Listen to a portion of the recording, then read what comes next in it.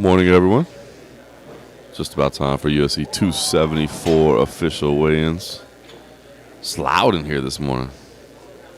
Morning, Joe from H-Town. Scott McCray in the house. Anna Rude. Mark Fellows in, of course. Might be a little fuzzy.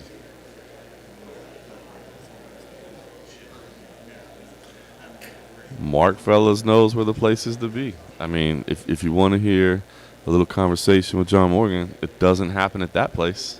It happens at MMA Underground. Yeah, the audio, there's a little buzz behind it. Nothing we can do about that, unfortunately.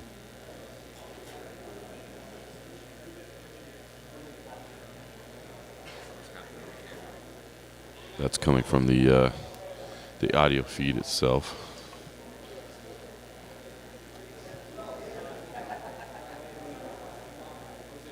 Yeah, we have it in here, Zach. We got that's actually cold coffee over there. Just trying to screw up the MMA Underground stream. He knows where the high quality fans are. You know, you may have more people on the MMA Junkie stream, but you got the better people on the MMA Underground stream. That's all I'm saying right now. I know, Mark Fellows. I'm hurting. I'm hurting a little bit this morning. And Rude, I have not had a chance to see the videos yet. I apologize. I did see that you sent them, but if I could try to explain to you how busy my life is, you would feel sorry for me, actually. But I will check them out, I promise. Actually flying home on Sunday to my son's birthday party. I'm excited about that.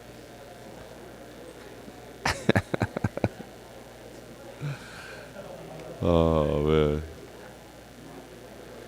That's what I'm talking about, Scott McCray. That's what I'm talking about. I appreciate you.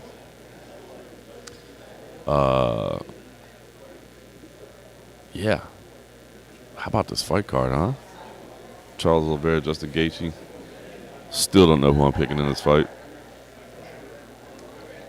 Yeah, did not. I may have had a few more frosty beverages after that. If you guys didn't check it out, caught up with Gilbert Burns last night at Native Grill and Wings, little Arizona chain. Cool little sports bar. Enjoyed it. Caught up with the man Gilbert Burns, who was there doing an autograph signing and fan meet and greet for Hallerhead. Had a chance to speak with him, so that's on YouTube, the MMA Underground YouTube, if you want to go check that out. But yes, I did hang out and have a few more frosty beverages afterwards. Yeah, right. We got Bellator this morning. We got PFL tonight. I'm not going to be able to watch Bellator much, obviously, because all that's going on, but we'll definitely tune into PFL tonight. We'll catch up on the Bellator results later. And, yeah, man. My little kid turns 10 on May 12th.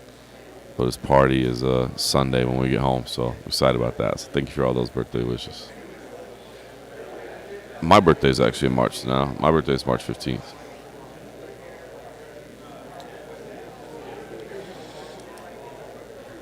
Yeah, that's a good point, Anarud. I kind of feel the same way. That's why I keep it. So, listen, I think you get Justin Gaethje underdog money. That's enticing in itself, right? To get Gaethje at underdog money.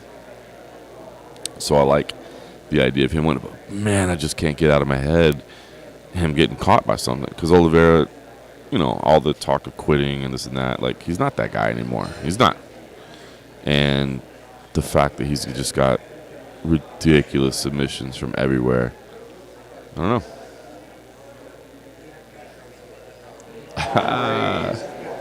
Zach, that's hilarious. They do that a lot. Like Bellator has somebody headlining, and the UFC will do like a free fight of that person getting their ass kicked. Appreciate that. It is pretty petty. It always makes you crack up a little bit. Good to see you, man. How are you? Good. Pleasure, my man. Yeah, Denial, BKFC. Yeah, Mark, you would have enjoyed it. Native Grill and Wings, I think that's the name of it. Look at John Anik with the one more sleep. Look at this, the Phoenix Sun. Well done, sir. Well done. Well done.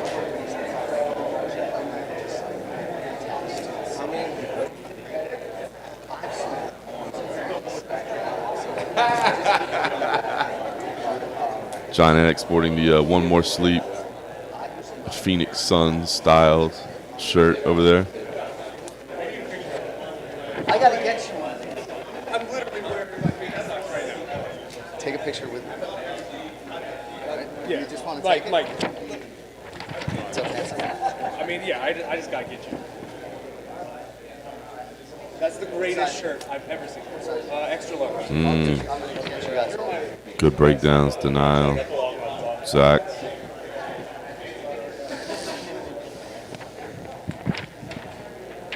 I like it. I'm telling you, man. Justin Gaethje is an underdog. Like, that's just, how do you not take that? I mean, to me, it's a 50-50 fight. It's a 50-50 fight.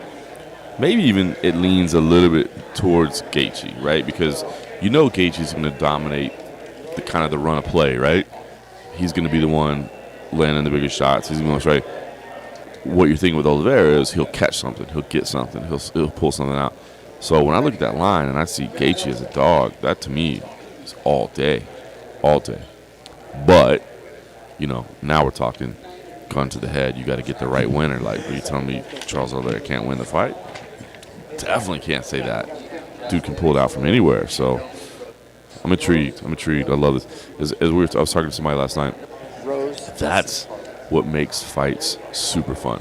When we're the hardest of hardcores, when we've watched everything, and you're like, I don't know. Like, that's exciting. That's super exciting. Are we ready to go in here, Zach? Zach, we can go in here, right? All right, thank you all for being here for the official weigh-in for UFC 274, Oliveira versus Gaethje. 30 athletes to weigh in this morning, and we will begin with the undisputed UFC strawweight champion, Thug Rose Namajunas.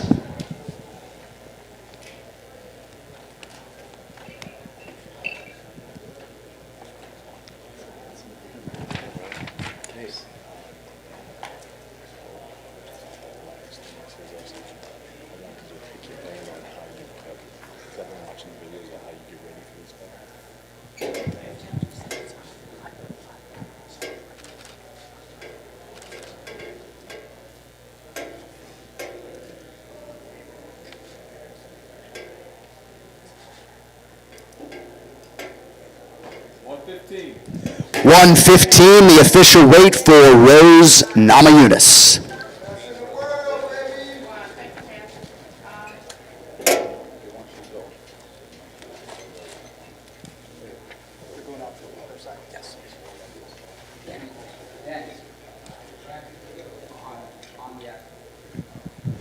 All right, next fighter to the scale is the former UFC interim lightweight champion, the number one ranked lightweight contender, Justin the Highlight Gaethje.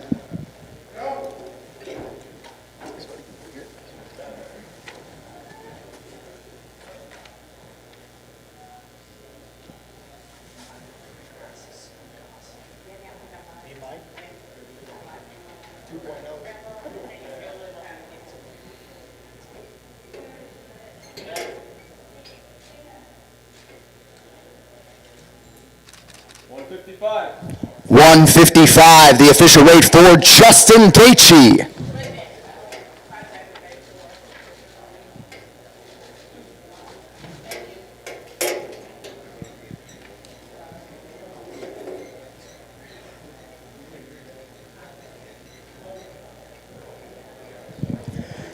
All right, next athlete to the scale is the former UFC strawweight champion, challenging for the belt this weekend, Carla Esparza.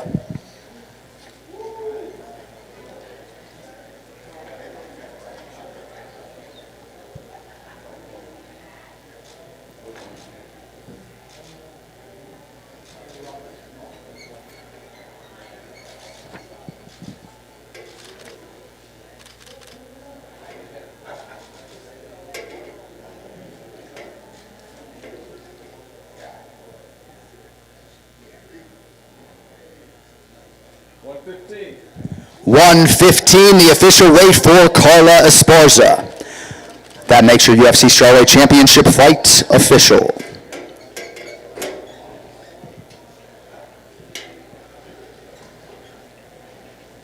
All right, next athlete to the scale, competing in a prelim live on ESPN in the UFC's welterweight division, Danny Hot Chocolate Roberts.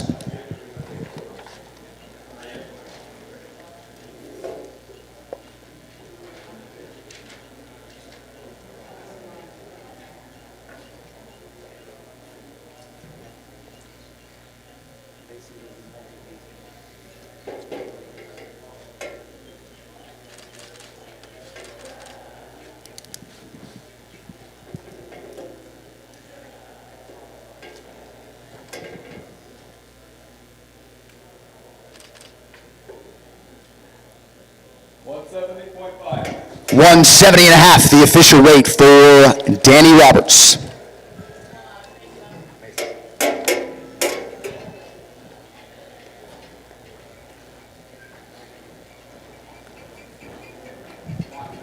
All right, next athlete to weigh in this morning, competing in the UFC's featherweight division, Mauricio Shogun.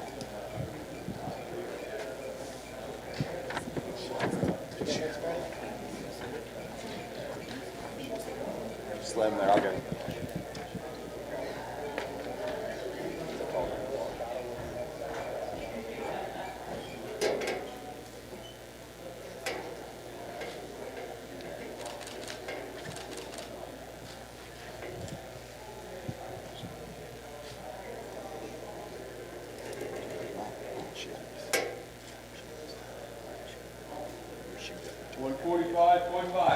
Official weight 145.5 for Mauricio Shogun.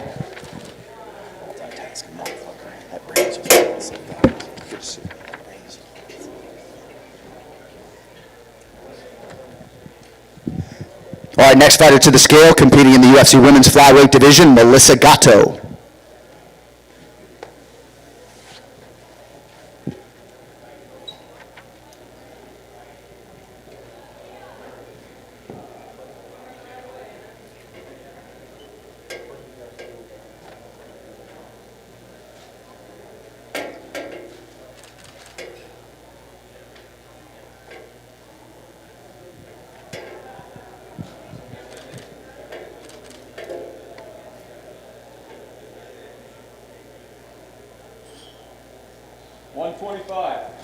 $125 for Melissa Gatto.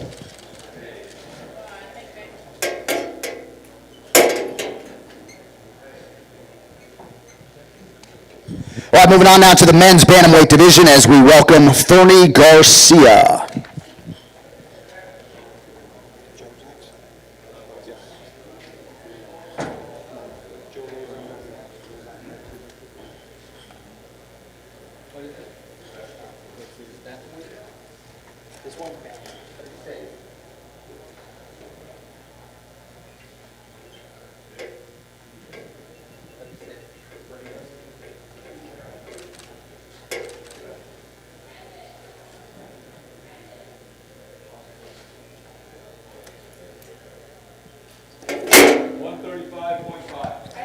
Official weight 135.5 for Fernie Garcia.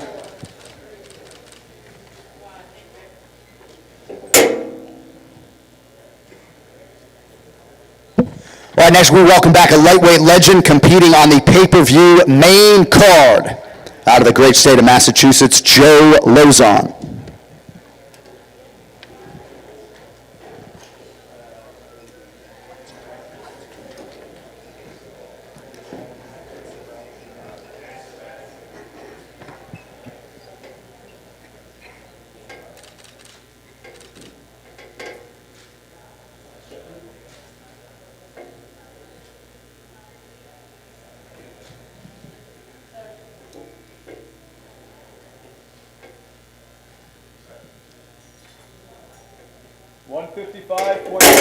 $155.5, the official weight for Joe Lozon.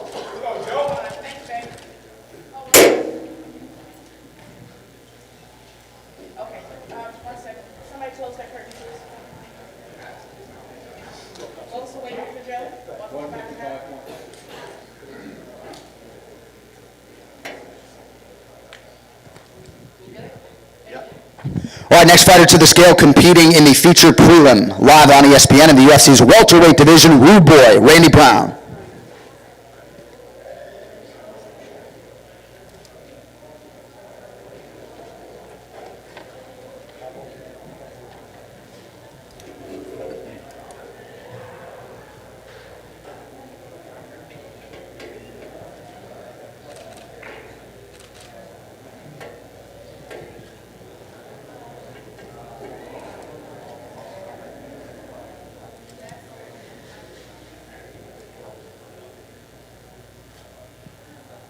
170.5. 170 and a half, the official weight for Randy Brown.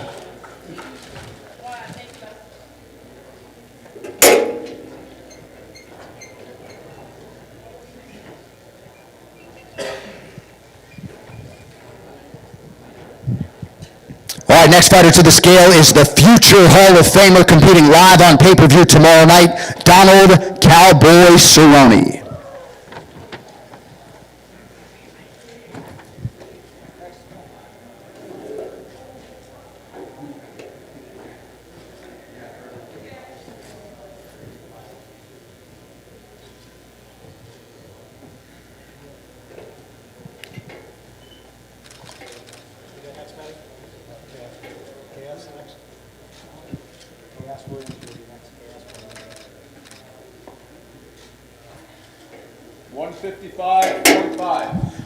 Official weight 155 and a half for Donald Cerrone.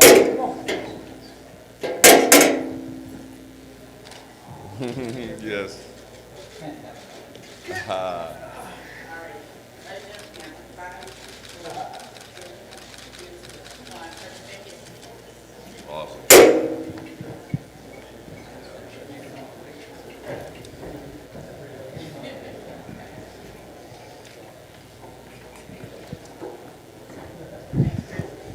All right, back to the welterweight division now as we say hello to Chaos Williams.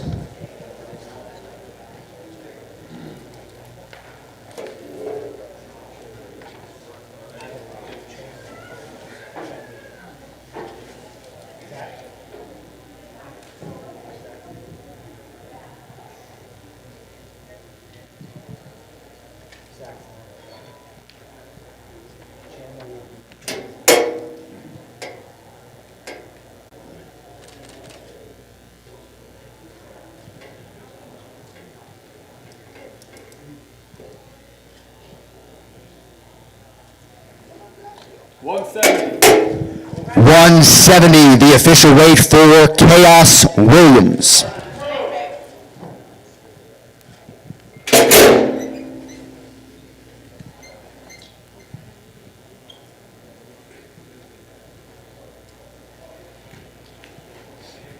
All right, next fighter to the scale, one of the best lightweights in the world, number 5 in the UFC at present. He is Iron Michael Chandler.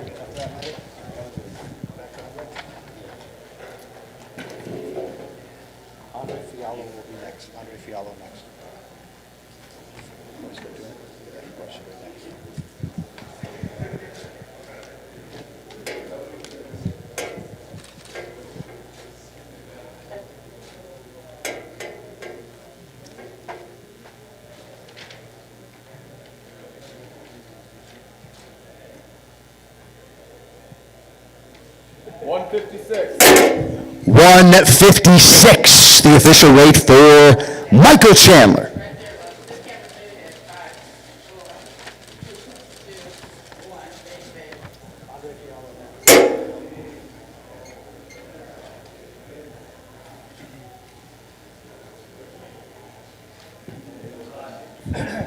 All right, next athlete to the scale, competing in the UFC's welterweight division, Andre Fialho.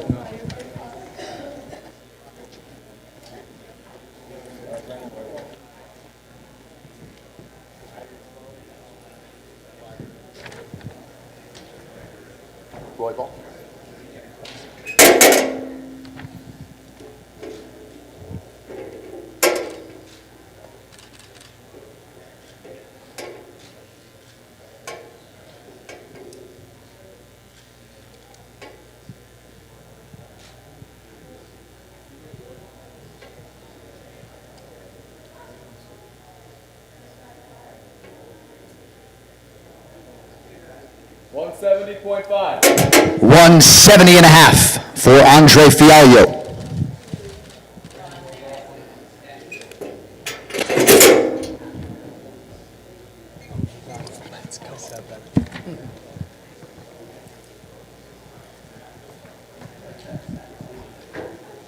All right, next fighter to the scale, competing in a prelim live on ESPN. He is the 6th ranked flyweight in the world, Brandon Raw Dog Royval.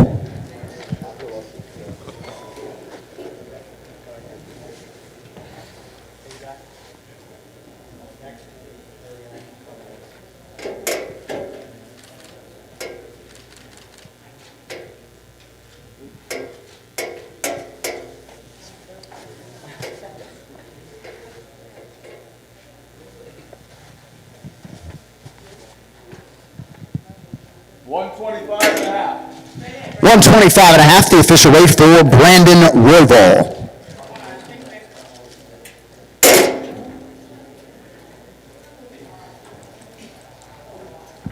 All right, next athlete to weigh in the UFC Women's Strawweight Division, Ariane Carnelosi.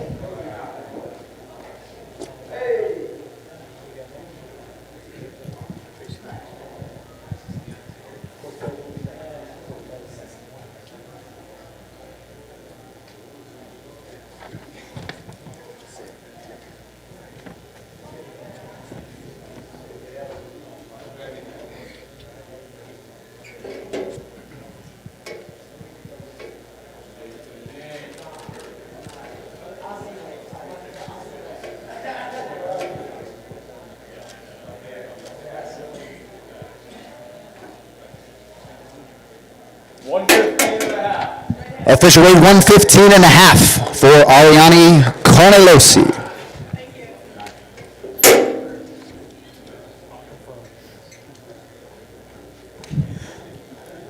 All right, next fighter to weigh in the UFC Women's Flyweight Division, Tracy Cortez.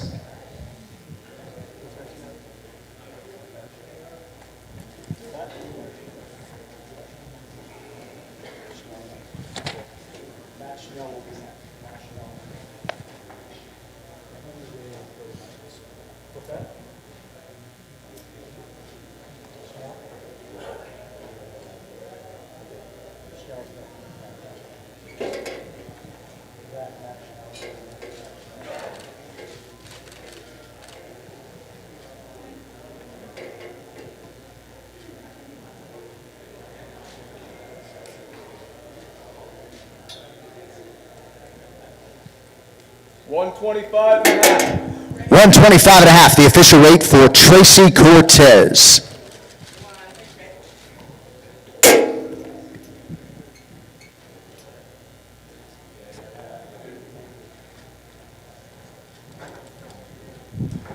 All right, now moving on to the men's flyweight division as we welcome 9th ranked Matt Danger Schnell.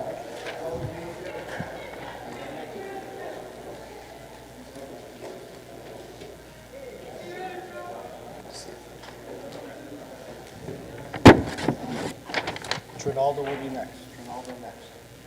Francisco Trinaldo next.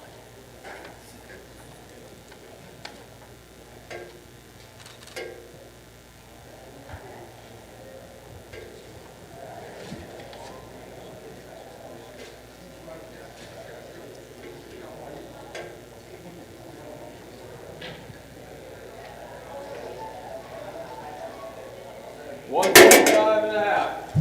125 and a half, the official weight for Matt Schnell. Francisco Trinaldo.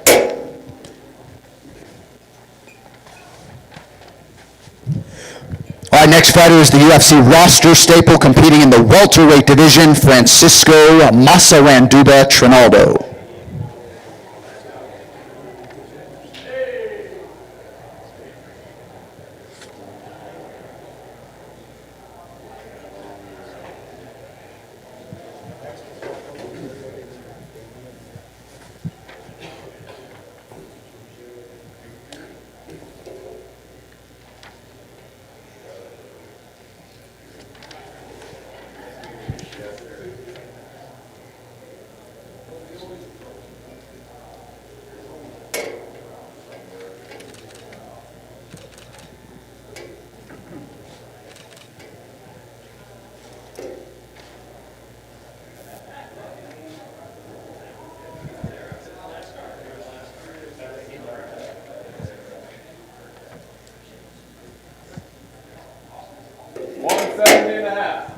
$170 and a half, the official weight for Francisco Trinaldo.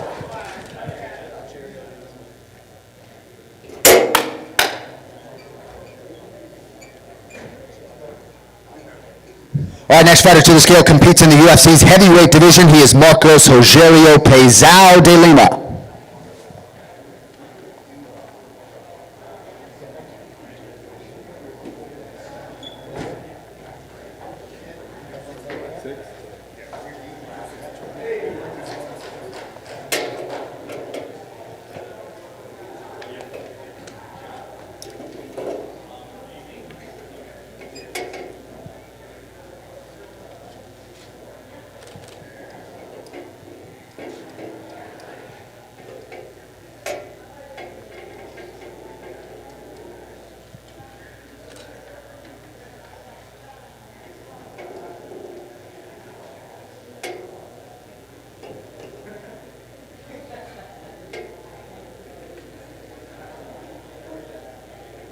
258 and a half, the official weight for Marcos Rogerio de Lima.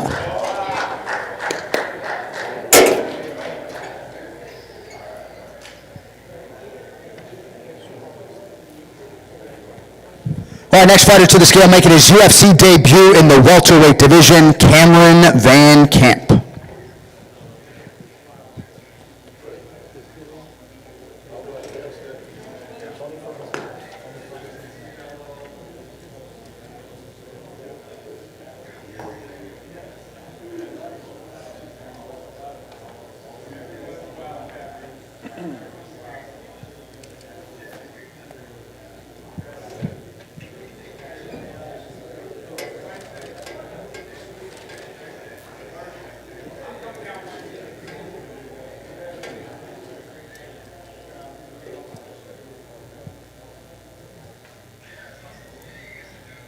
Even. 170 pounds, the official weight for Cameron Van Camp.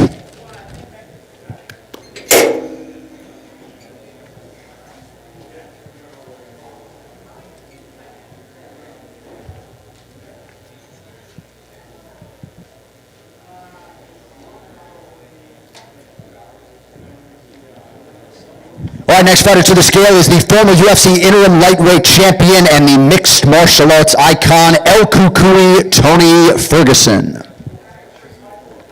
Shogun is next. Shogun next. Shogun is next. Shogun is next.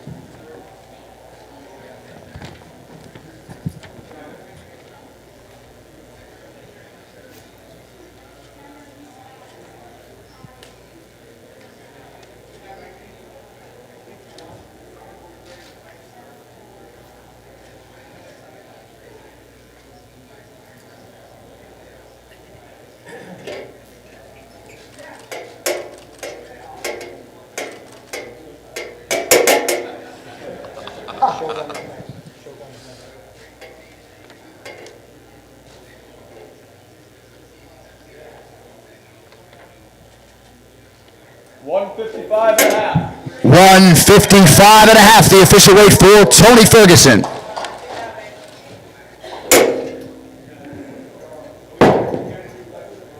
Shogun will be next.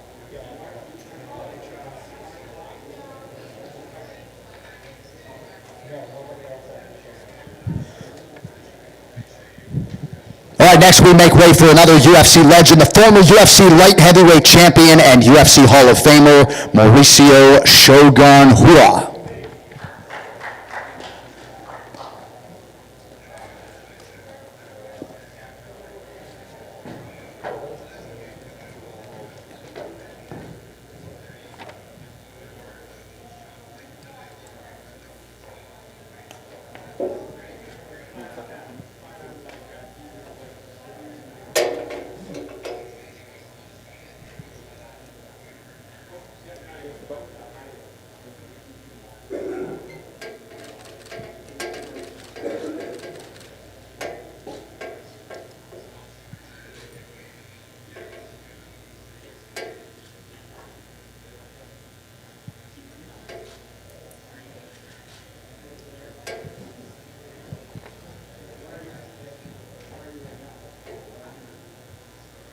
$205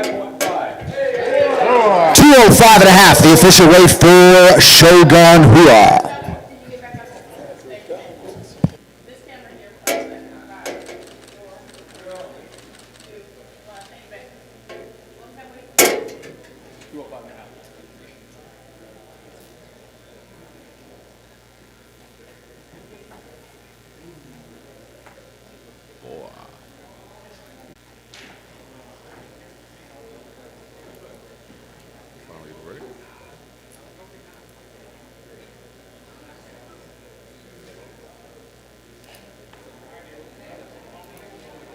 I did too.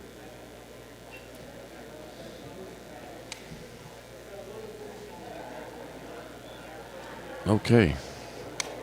It's finally getting a break. My goodness. What a hell of a run to start things out.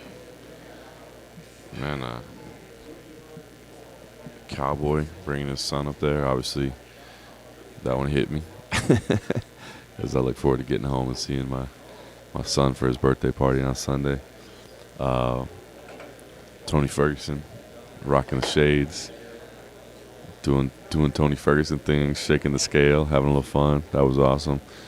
It's probably a little bit off camera. You guys couldn't see it, but Brandon Royval laughing at his own nickname was great. As Anik called out Raw Dog Royval, he kind of laughed a little bit, so that was good. All right, Big Ben. I will message you back, I promise.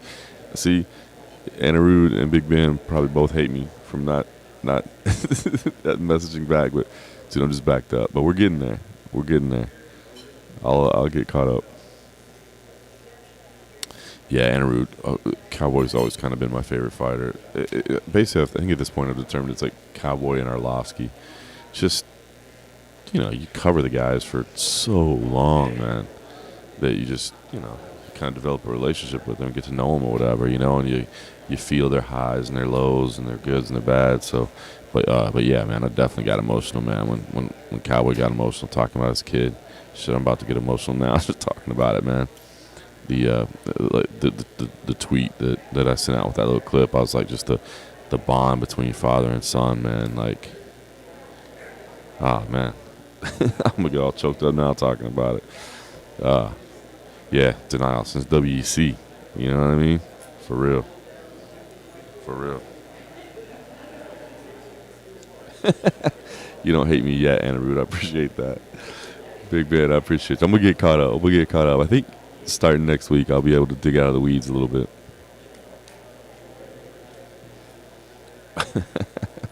Appreciate you, Joe. You got my back.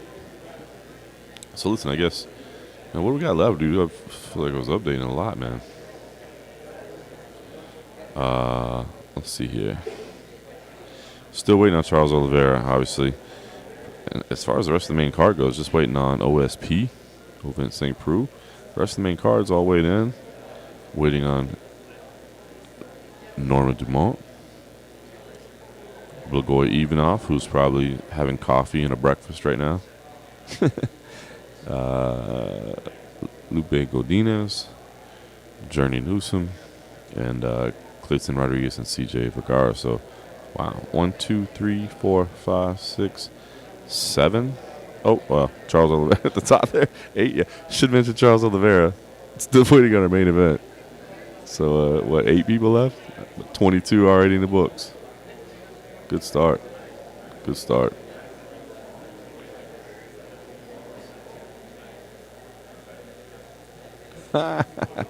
Big Ben, I appreciate you. I appreciate you.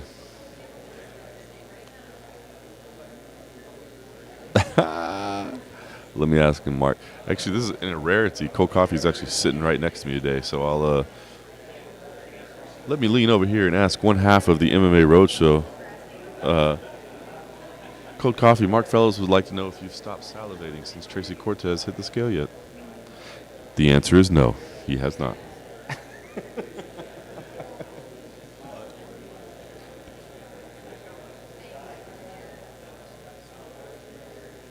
I mean, it's a real question.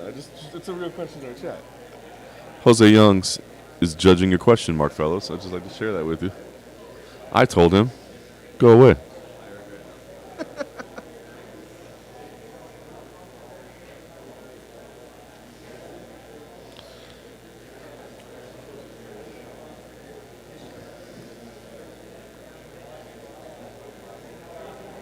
Galactus. Cowboy is not a great talker. That's funny. But his I thought his scrum was really good the other day on Wednesday. That was really, really good. Ha, T-Bone. I like that. JM fan group. Much appreciated. I have been getting some support. Phoenix has, I've heard a lot of F. Colby Covington's. That's been nice.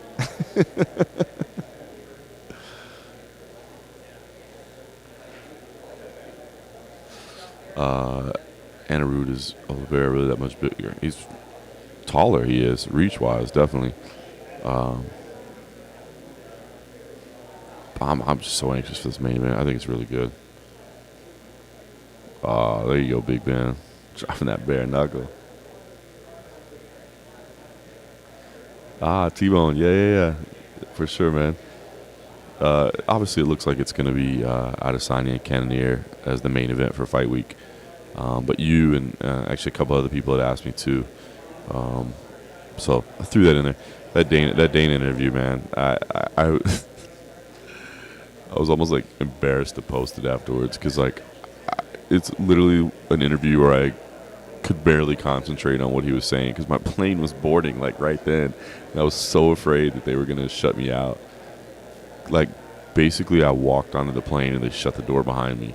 I was so afraid I was gonna miss my flight. So not the best interview I've ever done by any stretch of the imagination, but always good to get a few minutes with Dana. And yeah, I was literally stressed out that I was gonna miss my flight. Dude, Anna Rude, I heard you. I tried to grab Trevor the other day, and right when I literally was walking up to him to ask that question, somebody dragged him away. So I haven't got to, but I'm gonna try. Anna Rude's been asking about Trevor not doing the broadcast anymore. All right, next fighter to weigh in this morning in the UFC's flyweight division, Cleison Rodriguez. Anybody else, Matty? No, that's it for now. You right. Don't get too excited. Nobody in the whole house.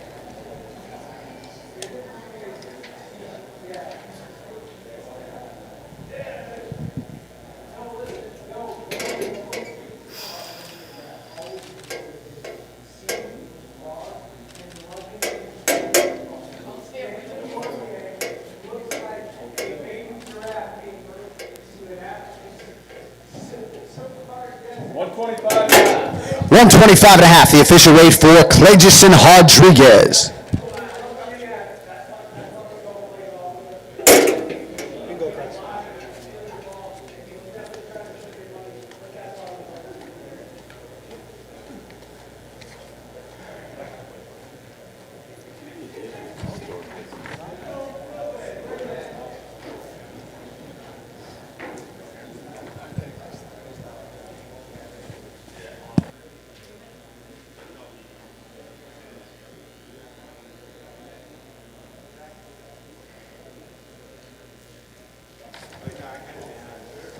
Copy that. All right, next fighter to the scale, competing in the UFC's strawweight division, Lupi Godinez.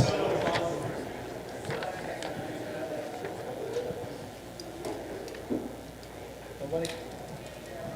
Nobody else? No.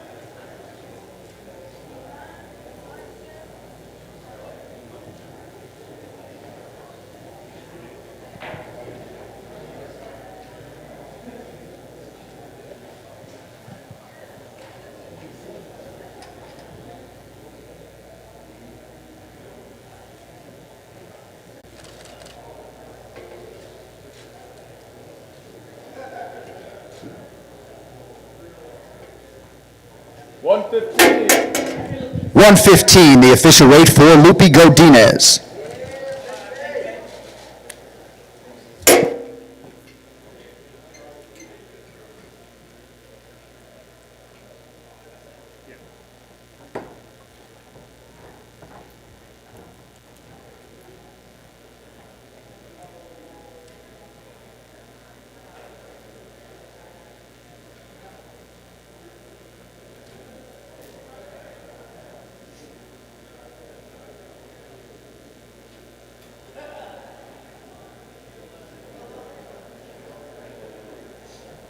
All right, I guess we're back on break. Is that 6 more to go? 1, 2, 3, 4. Yep, 6 more to go. Charles Oliveira, Ovince St. Preux, Norma Dumont, Blagoy Ivanov, CJ Vergara, Journey Newsom. Everybody else has weighed in so far.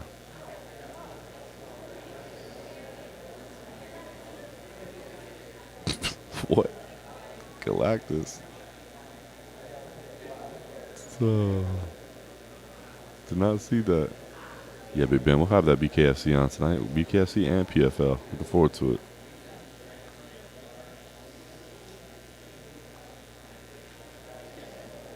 it. T-Bone. Yeah, man. Can't you see me in the airport, bro? Like, break off some news, man. Just make some decisions. Nobody's going to tell you not to.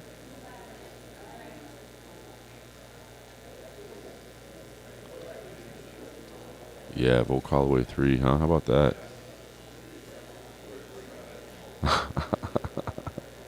That'd be funny. Charles rolls in. Charles and Blagoy roll in together. Be like, sorry, man, we just knocking out some croissants this morning. And Arude, no, I did not see your tweet. I apologize, but thank you for passing that on. Nah, man, yeah. It was funny. I was getting some looks as I was set up, waiting for the interview to start. There were definitely some people looking at me like, what is this weird-ass dude doing with a microphone and some headphones on in the airport? And then it was running a little bit late because obviously, like, anytime you get a slot with Dana, it usually runs a little bit late because people talk to him so much. And as time was passing, I was getting really worried about missing my flight. But dude, it's crazy. Remember when Charles was a featherweight and just like kept saying like I'm a featherweight? We were all like, bro, just go to lightweight, please. You're better there. Yeah, damn, we got that CES card tonight too. Yeah, man, I don't know if you guys got a chance to watch that Anthony Rocco Martin interview. It's pretty intense, man. Like he's open and honest, man. We talked about, the incident in Vegas, talked about his struggles with sobriety. And it was wild too, man, because I just appreciate the honesty so much that it wasn't just like some story of like, yeah, I'm all better now. Nah, it was more like I'm still dealing with all this, but I'm gonna get through it.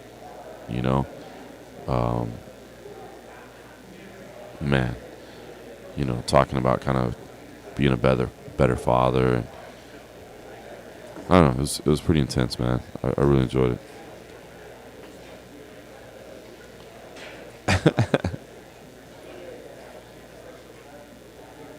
Yeah, Big Ben, man, I want to try to make it to a BKFC event one of these days. I like the product, man. I mean, dude, it's intense, man. I want to try to make it out to one of these days.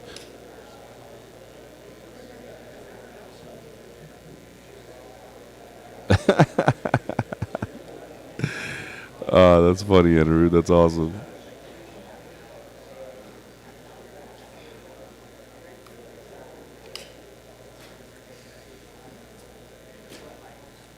Oh, how about that? Now that's cool.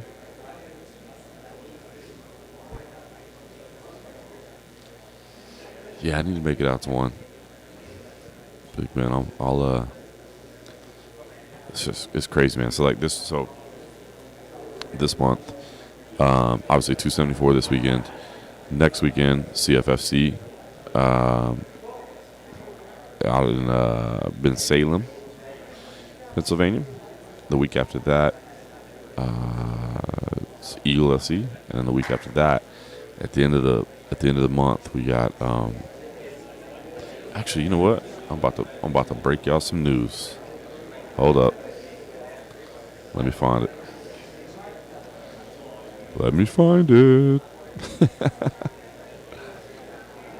All right, I'm breaking it to you guys right now. CFFC and Fury Grappling back-to-back events, Memorial Day weekend. Our main event, Fury Pro Grappling. Just got the news this morning. Press release to be coming out later. Hopefully Rob and Brad don't kill me for doing this, but you guys are my boys. Main event matchup. Sean Brady versus Ben Saunders. What?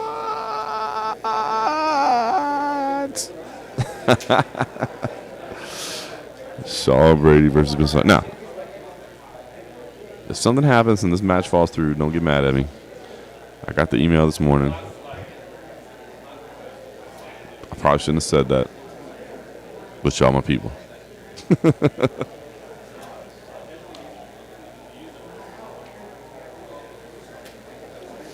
But that's the planned main event right now. Fingers crossed. Big Ben, you should roll through. I'll be there. I'll be there next weekend. If you're in town, roll through. Come grab a frosty. I'm not gonna lie. I won't be there for very long. I get in like Friday night and I leave Sunday morning. But Friday night or Saturday night.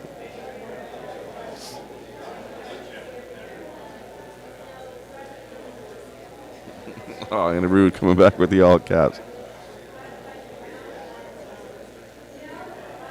Okay. I like that. Denial, I'll give that some love. I'll check that out. Bro, how much we got to watch tonight? I'm gonna have to have like the 3-screen setup tonight.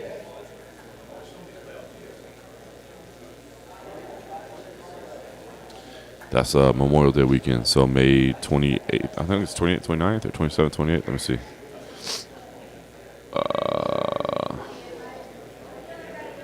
27th, 28th.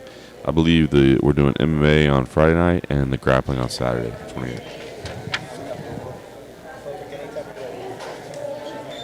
All right, next fighter to the scale, the 15th ranked heavyweight in the world, Blagoy Ivanov.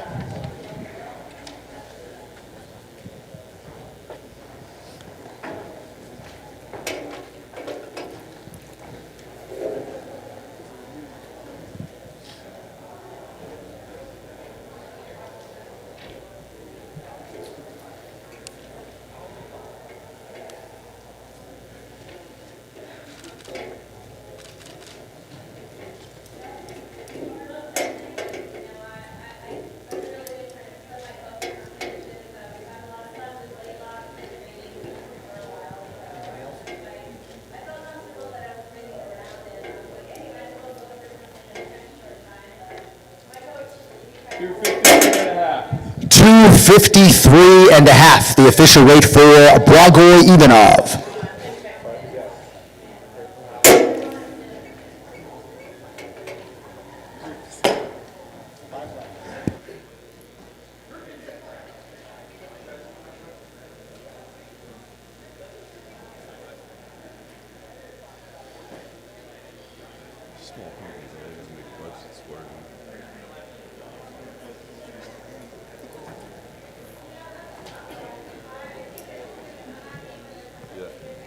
Hey, maybe we don't do the interviews in here anymore?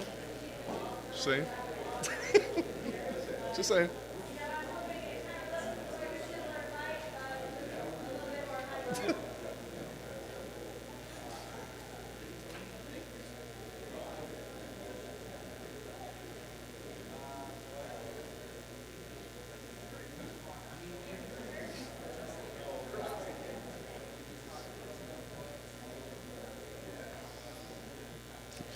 It's funny. So the ESPN interviews, like, I'm assuming that's the ESPN interviews, they're getting taped right behind us. Right now they're talking to Carla Esparza, and it's like super loud. Like, everybody's.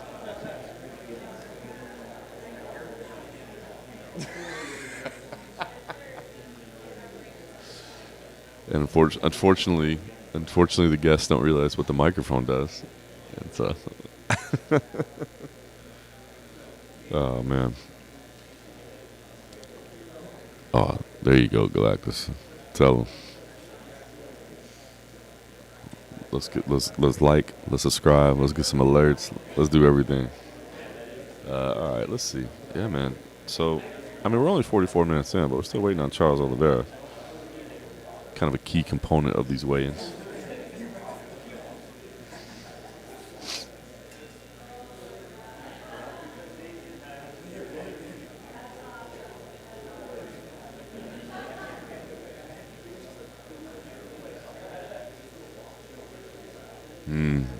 Good point, Anarude. If he looks like, hey, we were just talking about it, right?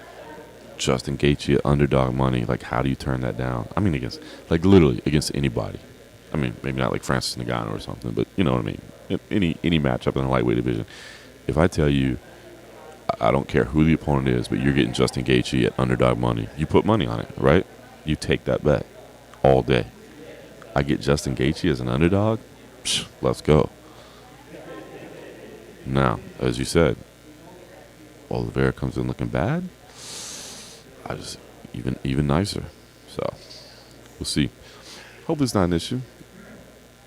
Don't want to assume anything, but we'll see.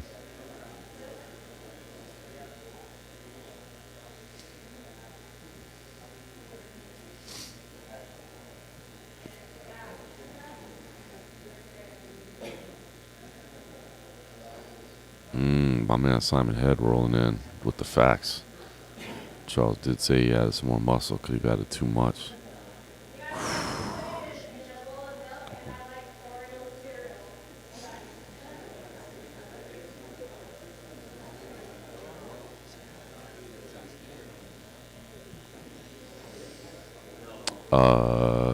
If the champion misses weight, Anarude, they would be stripped of the title. Generally speaking, the challenger can win the title, but the champion does not, and the title becomes vacated. And then Conor McGregor returns and fights for the vacant belt.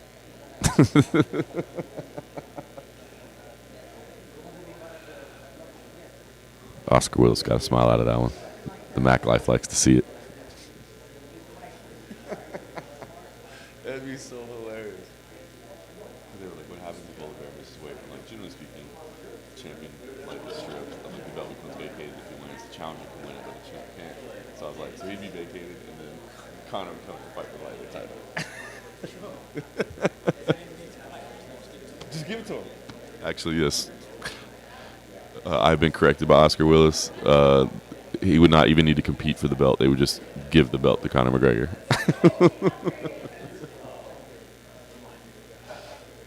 They would fly out to the Black Forge, hand the man his title, say, your property has been rightfully returned, sir.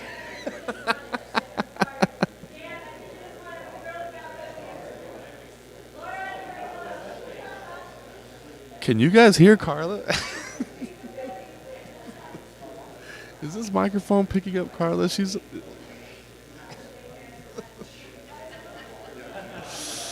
Oh, man.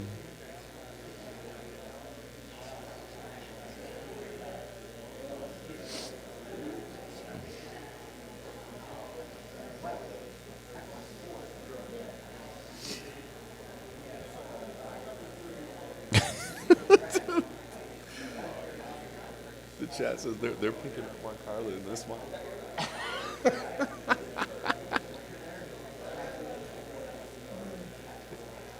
They can hear her on the stream. That is hilarious.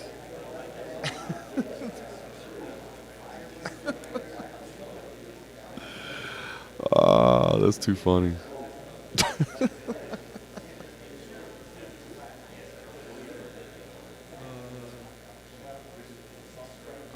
You guys are cracking me up.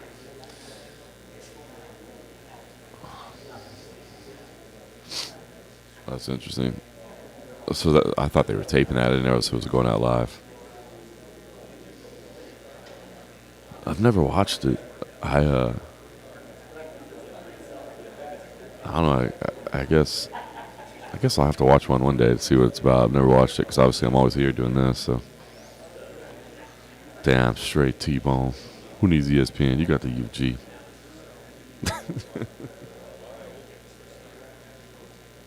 Oh man.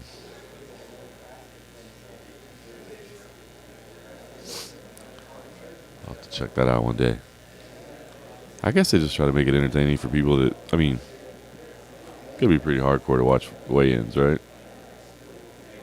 All right, don't waste my time. All right, there you go. Appreciate you, T-Bone. Appreciate you. Yeah, see, Zach, I haven't seen it, but like I've seen a little, or like seen tweets and stuff about the clips and stuff. Like, surely they could just sit there and talk about the fights, right? There'd be enough time to fill. Like, I understand you got downtime, you got to fill time, but like, you could sit there and break down whatever, right?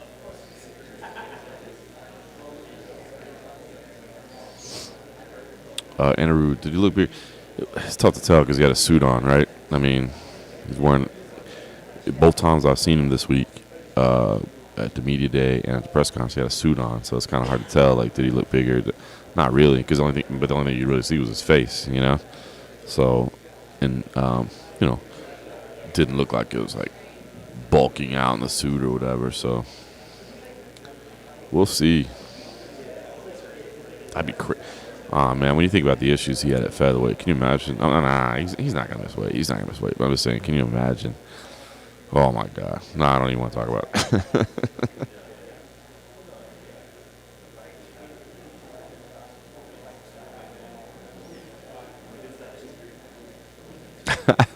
denial. I do remember you saying that. T-Bone.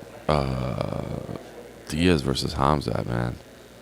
I was talking to Gilbert Burns last night. He said doesn't think Diaz takes that fight. So we'll see.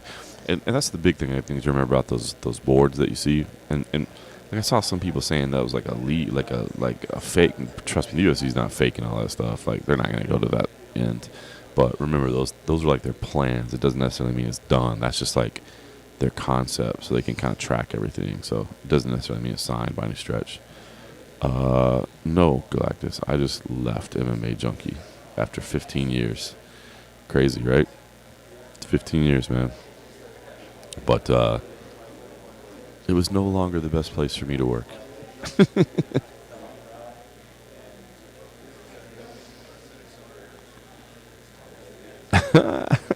You're right. That's why I just stopped talking T-Bone. I was just like, nope, he's good. We're not going to talk about it.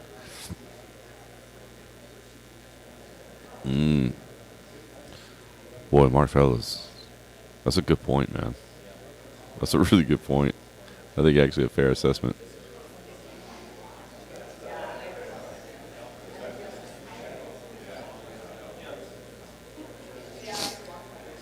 Yeah, this Kane thing, man.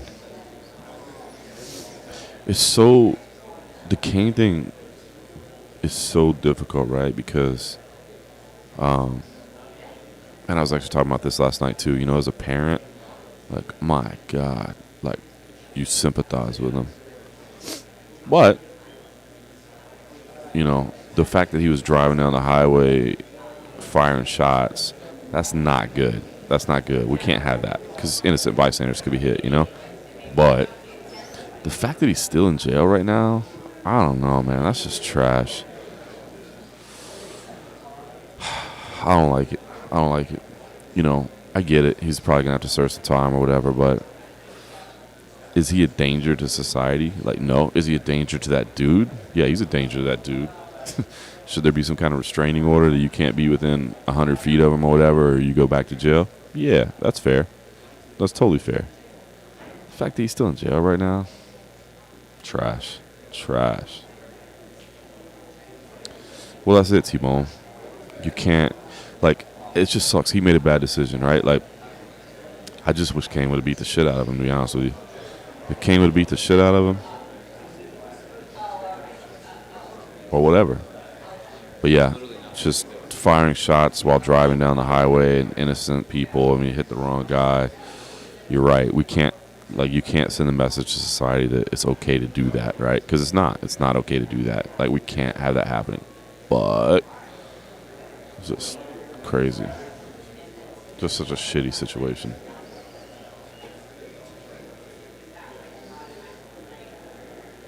Yeah, exactly.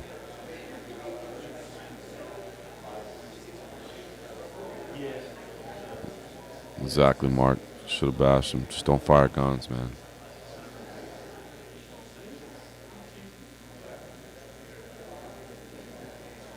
Oh.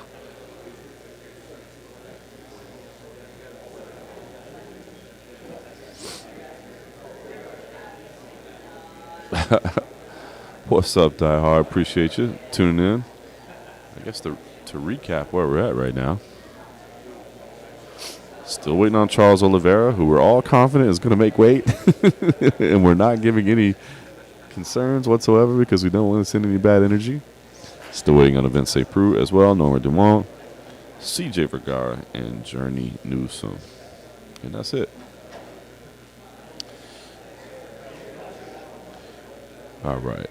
Do you know what happened the last time a Brazilian champion had a difficult cut in Arizona? Oh, well done, Anirudh. Well done. I do remember the last time a Brazilian champion had a bad cut in Arizona. As I recall, a Mexican man became champion. And if we can extrapolate from that, Justin Gaethje's mom is Mexican, right? I believe it's his mom. I know he's like half Mexican, right? So, does the trend continue?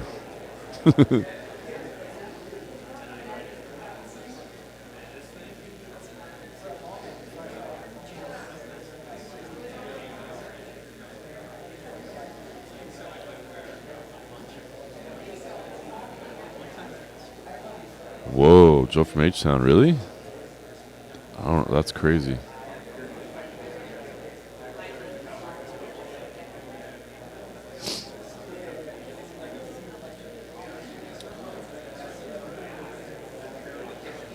Anybody that's a parent, man. Like, I don't want to spend too much time talking about it. Like, obviously, but anybody can sympathize. I can't imagine a jury would put the dude in prison. That's why I just don't understand why he's there now. I just wish they would let him out. Like, I get it. He's probably gonna have to do some time. I don't know. Would a jury convict if it's a jury of parents? Like, if I was on a jury, I'm a parent, and I don't think I could convict the guy. You're just like, yeah. I don't know, man. I get it. Civil penalties and money. How is Kane in jail and the other dude's not? Like, trash.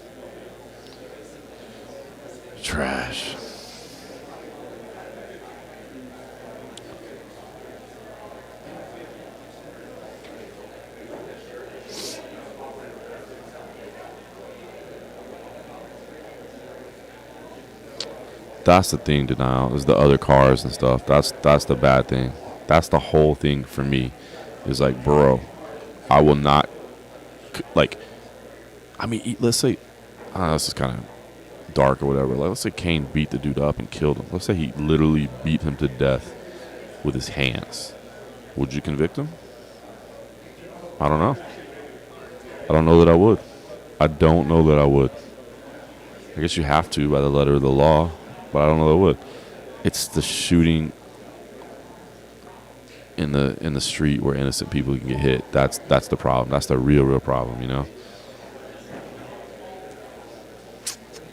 It's like, it's a real, like, kind of moral dilemma type stuff, you know? You know, the one thing that I didn't think a lot of people have said it, but what sucks is you're trying to protect your kid, or you're trying to get vengeance for your kid, and then you end up in jail and you're not there for your kid. Like, you're literally forced to be away from them. So did you really do the right thing?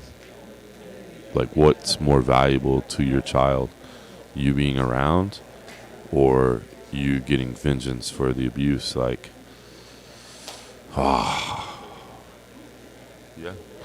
That was the Wise Cold Coffee that brought that up the first time we were talking about it. It was Cold Coffee on the MMA Roadshow with John Morgan, which I'm just proud to be a recurring guest on. Really enjoy my time on Cold Coffee's podcast. But yeah, it was Cold Coffee. It was the first person to bring that up, and it's so true. Like, are you really doing the right thing? No, you're probably not. But all of us that are parents get it.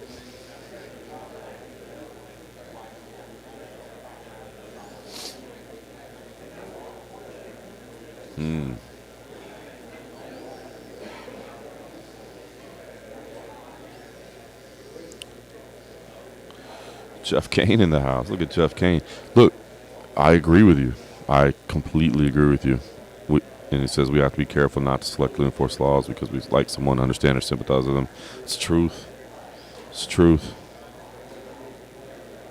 But it's so hard, right? I mean, I don't know. Like, if it's law, right? But if you sit there and go, but it's not right, it's not, then is the law right? Should we change that? You know, but you're 100% right, Jeff. You're 100% right. That's what's hard. It's, you know, it's a whole different situation, but it's like the Masvidal Covington thing, right? Like, obviously, I hate even making the comparison because it's so tremendously different. But, you know, they created this atmosphere of like, if I see you, I am going to F you up.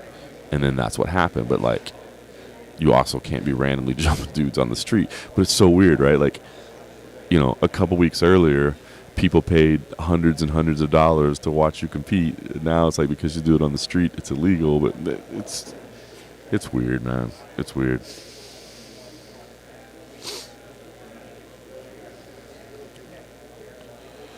Oh, there you go, Galactus. When the law fails to convict child abusers, there's a problem. Oh. Zach, I didn't see that. And obviously I like Chris Dawkins, CFFC. Did he, was that like a story or did he do like a video? I'd like to check that out. I like Chris a lot. Oh, here we go. Hold on. Getting a warning. Stream is dropping. Everybody's internet's sucking here, by the way. Everybody's Wi-Fi struggling here.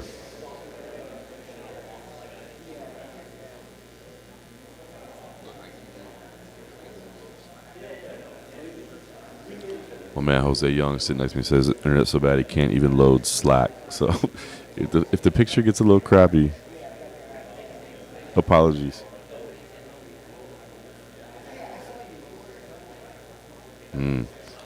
Appreciate it, Zach. I'll go check that out.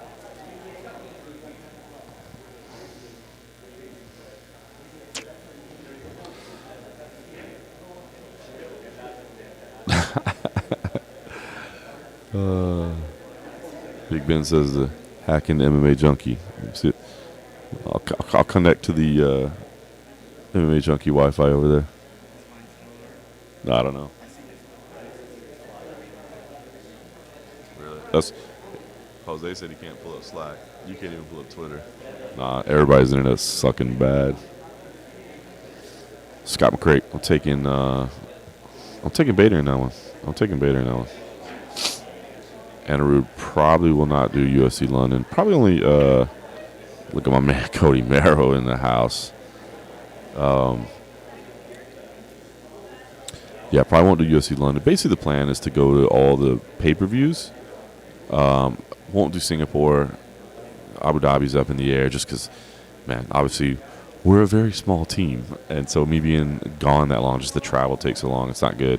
And then just the cost is through the roof. But like international fight nights and stuff like that, same thing. I probably won't be traveling to those. We'll cover them, of course, but probably not. I know, Cody, right?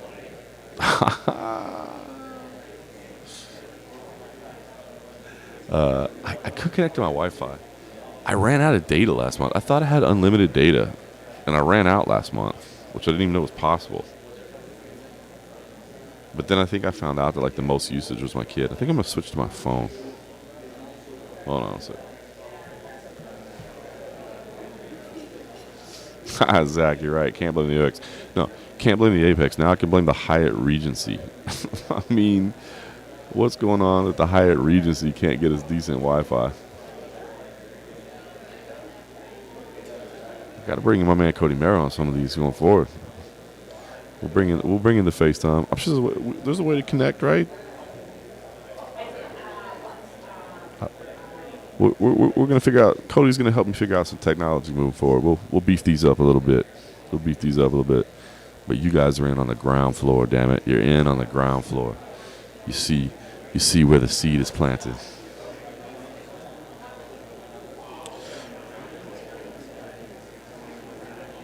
That's right. Cold Coffee's talking shit. You're on the ground floor. We're underground.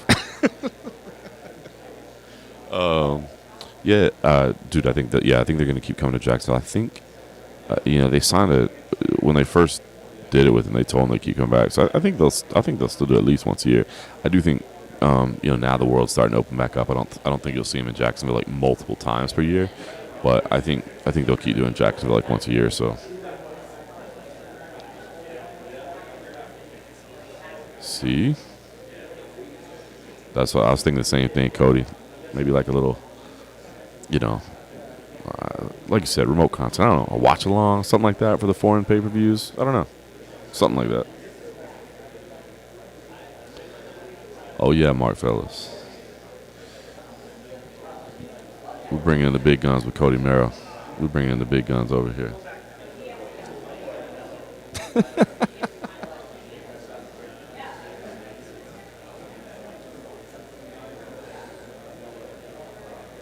Galactus been using the UG since AOL. So true. I was always lurking back in the day. I never really posted that much, but from the early days, I was always around. I got to get Gotta get Dana posting again, man. We'll get Dana posted in the forums again. That'd be kind of fun.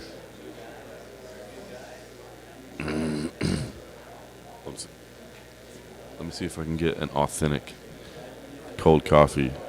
Here we go.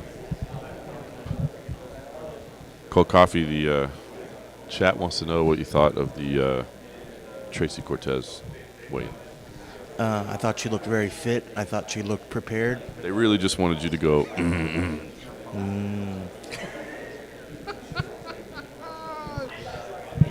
You don't get that at MMA Junkie. I'm just saying. MMA casuals over there.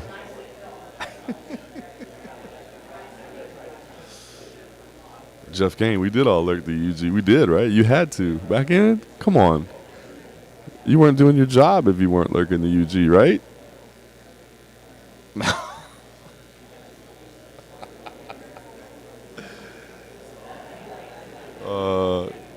Cody just said, don't bring in Fiasco Jones. We don't want that.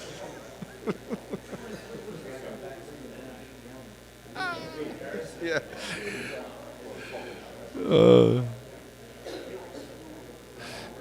Fiasco's over there interviewing Carla Esparza. That's the one.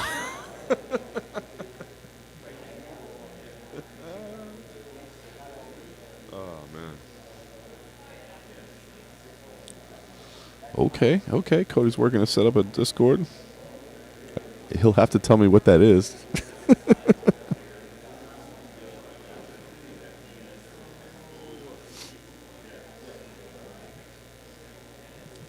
Poor Jose's over here just struggling. The frustration is evident. Is that blank box down there supposed to be you? Oh, that's Sean? So he has no picture either? Wow. So I'm looking at the MMA fighting stream, the lower left-hand corner. Not that you guys should look there. You never should. I'll tell you all about it. That way you don't need to go there. But the lower left-hand corner is supposed to be Sean Al-Shadi, but there's no picture. It's just his voice because the internet is so crappy here.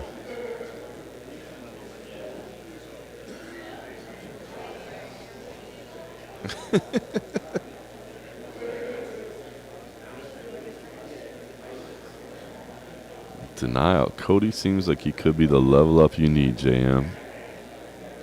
I agree with you. I'm a big Cody Merrow fan. Cody knows I've talked to him for a long time. I've always wanted to work on a project with him. He's a stud. Producer of the Anik and Florian podcast. Producer of the Weekly Scraps podcast. Probably has like 15 other jobs that you don't even know about because he's a grinder like that. I respect that. Big man with AEW. Are they going to bring new faces? Look, I am excited. Oh, I'm so excited about this. The end of the month, Friday night, CFFC. Saturday night, CFFC grappling. Sunday night, I fly back to Vegas, and my man Punk is wrestling in Vegas at T-Mobile Arena for the title. The Morgan family is going to be there. What a cool-ass weekend that's going to be, right? I get to call fights on Friday. I get to call fights on Saturday. I get to go to AEW on Sunday. I'm pumped up for that. Memorial Day weekend. Yeah, because he's like 3 weeks. It's the end of May. The end of May.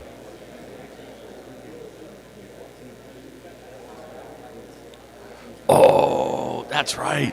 Let's break some more news. We already broke the main event for Fury Professional Grappling 4. Now, let me break some lingerie fighting championship news to you because we are, of course, we have our finger on the pulse of lingerie fighting championships. We are the heart and soul of lingerie fighting championships. Next live event in Las Vegas scheduled for May the 14th, only on pay-per-view. But John Morgan is going to be tied up doing Cage Fury Fighting Championships in Bensalem, Pennsylvania. So, Cold Coffee has had to get out and recruit some assistants in the broadcast booth. And who is he bringing in? None other than Hot T himself, Oscar Willis, going to be making his broadcast debut on Lingerie Fighting Championships. Show notes? You do. And you look at him and you're like, what? You're still coming.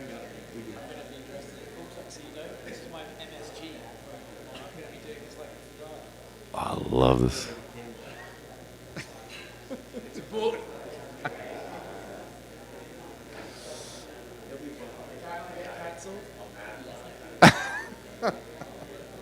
See, that's the best part of it. Because if anybody goes, hey man, I saw you said this, but like, oh, so you were watching Lingerie Fighting Champions? Ah.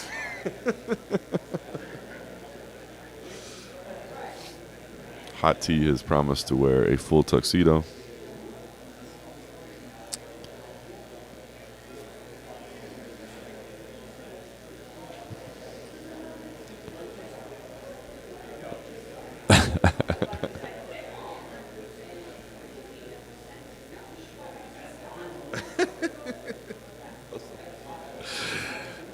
I agree, Cody. That's probably a good contract deal point to have in there.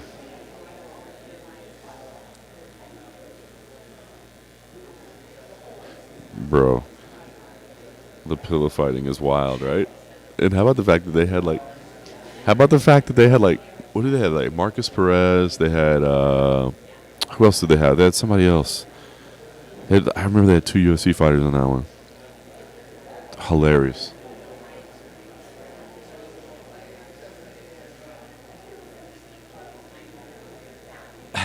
Take it easy, big man.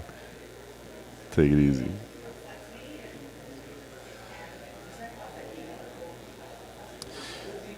Yeah, Cody, they would probably let us just drink during oh, wait.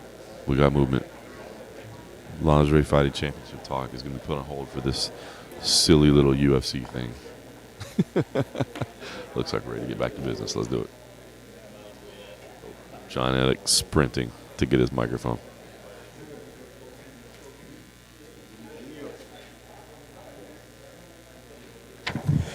All right, look alive out there. Next fighter to the scale in the UFC's bantamweight division, Journey Newson.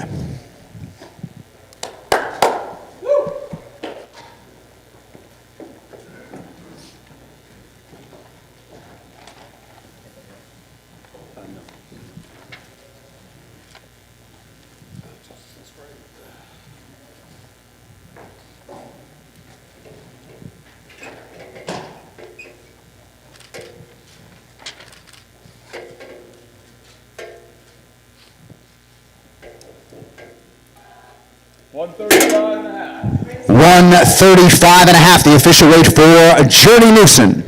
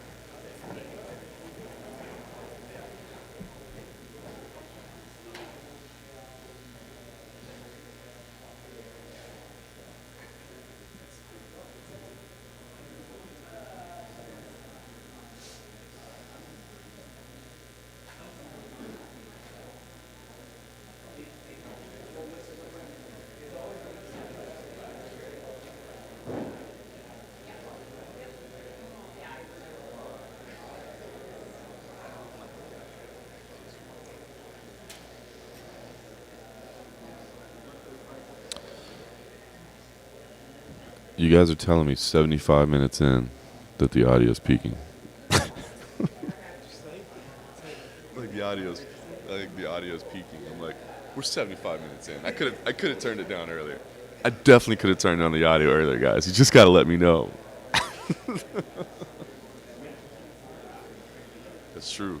Yeah, I had to crank up the audio just so Carla didn't drown it out earlier.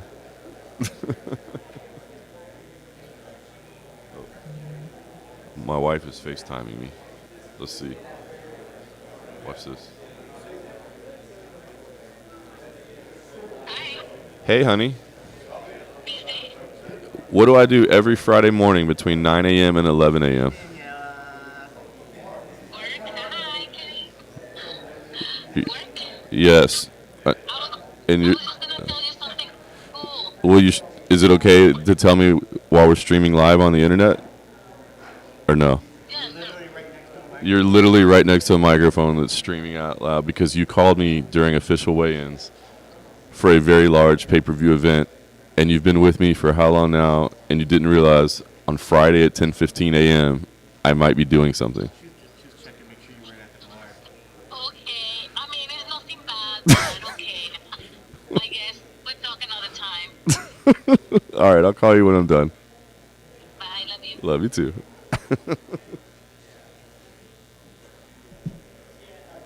This is my wife that every Wednesday morning, as I'm grabbing my gear and walking to the car, she goes, "Where are you going?" I'm like, "The same place I've gone every Wednesday for the last 15 years. To Media Day."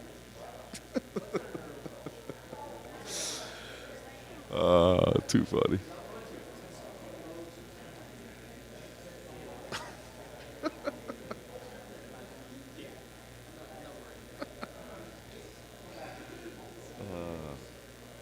That's too funny. Cody, that's definitely what she wanted to say, but I wanted to cut it off. I didn't want to didn't want to.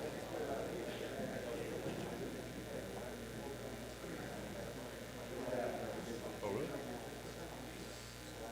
I can't remember the last. It's been a couple weeks. He's good. Yeah. Call me. Yeah, text me again. My wife's name is Daniela, by the way. And she did sound happy, so hopefully it's good. She said she wanted to tell me something cool. We'll see.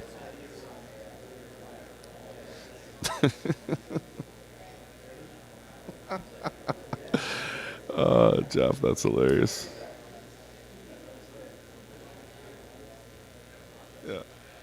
Saturday, you said. What am I doing on Saturday, you ask? Huh. Let me check my schedule.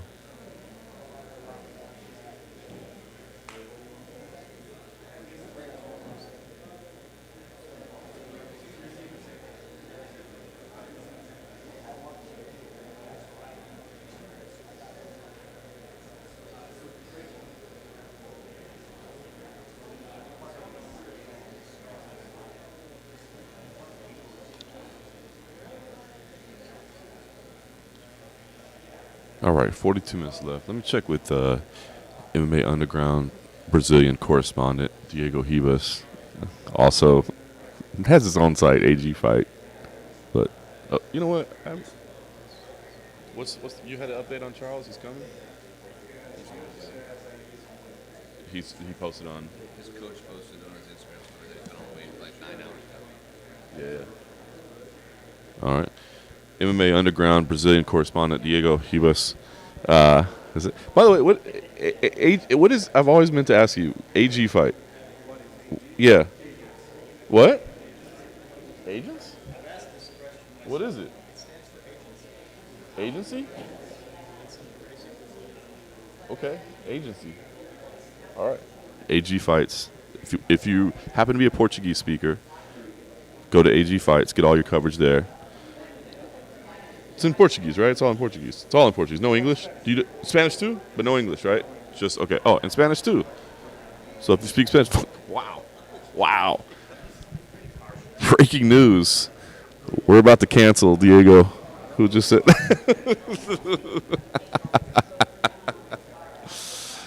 Oh man. Good plug. Yeah. MMA Underground Brazilian correspondent and AG Fights reporter Diego Ribas, and part-time translator. Yeah, it's always funny. Diego ends up translating for us sometime, which is really funny to see because he'll basically like translate all of our questions and answers for the Portuguese speakers, and then do his own interview after that. So, and then he has to explain to the fighters why he's asking again. So it's always funny.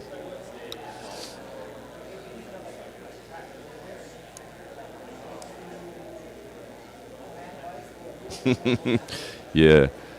Jorge, that's funny, right? Start talking about lingerie, all of a sudden the wife calls to check in, huh? What's up with that?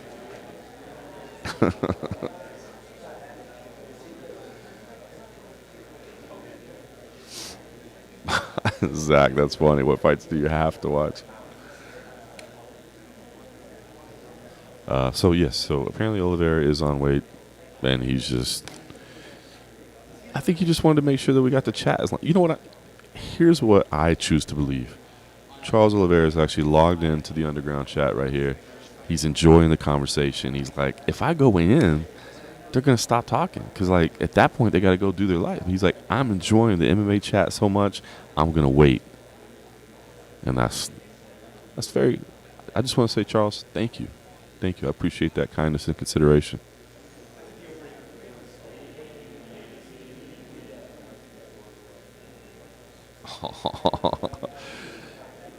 $100%, Cody Barrow. 100%. Having a fiery Latin chick.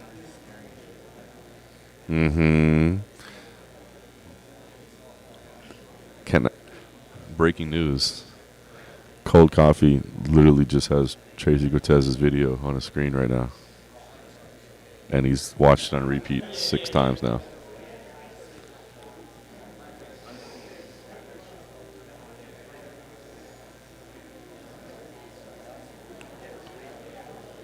Ooh, good call, Simon Head. I would say, that's a good question. I think they would allow you to, but you'd have to like negotiate it basically. So true though, right? Why not just make sure you're 155 just to be safe? If you're on a title fight card and you know you're near contention, why not make sure you're at championship weight just to be safe in case something happens? It's a good call, Simon Head. That is MMA Underground British correspondent. Also not employed by us, but our buddy Simon Head. Another guy that knows that I got his back, and hopefully we can work together at some point again in the future. Yeah, Zach. I mean, definitely not. I don't think we were talking about it realistically speaking. Like, at this point, he's been rehydrating. Like, there's no way he can make it. But just as a point of discussion, as Simon had, could you come back and reweigh? I bet you could. Because technically you're still making weight within the window. You were deemed okay. You were deemed healthy. So I think you could.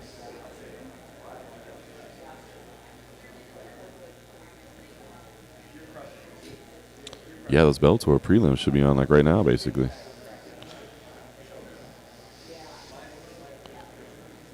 Tony was 155.5.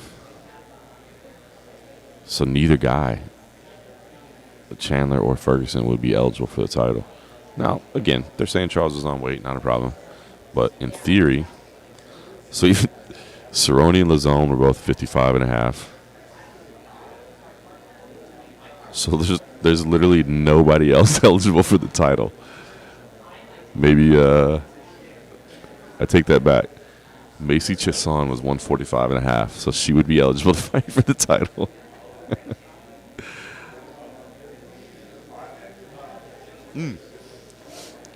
Anna Rude, official Indian correspondent as well.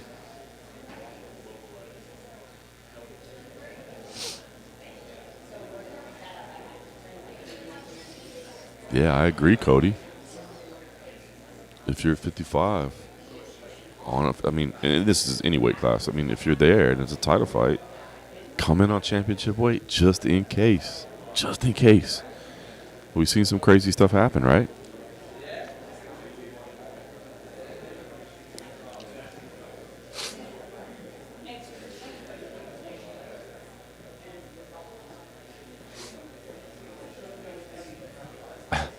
Joe, I'm looking at Anik. He's over there busy. It looks like he's texting on his phone right now. He's got his One More Sleep Phoenix branded shirt available at millions.co.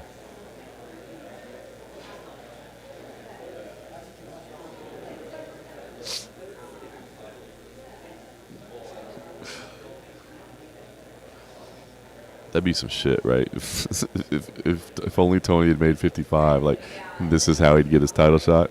It'd be amazing.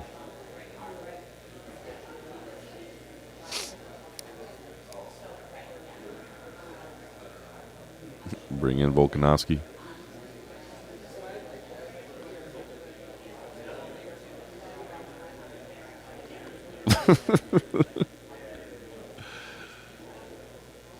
He's pretty proud of his Phoenix shirt. I don't know who designed it, but he's pretty proud of his Phoenix shirt. It is pretty cool. Got that Phoenix Suns. And it just raking in the box. He might be retiring from commentary soon. He's making so much money on his gear at millions.co to even give you options at 145.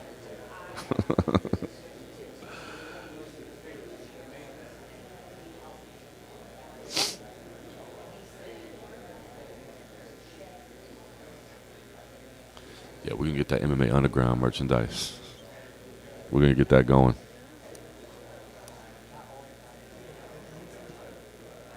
Need a John Morgan signature blue shirt? Maybe we do it. Who knows?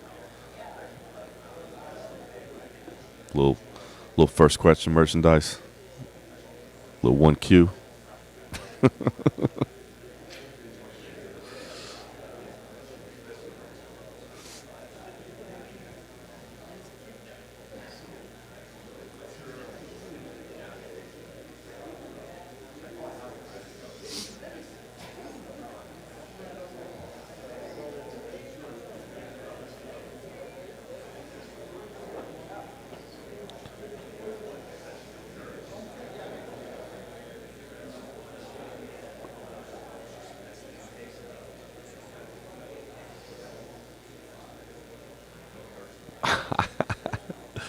Mark Fellow says bottle openers, drink coasters, beer stuff. I mean, these are things that I use on a daily basis, right? So it's not like you're just selling something that you're not part of.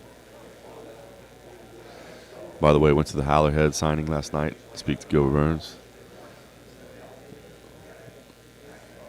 Gonna try to work with the Hallerhead folks.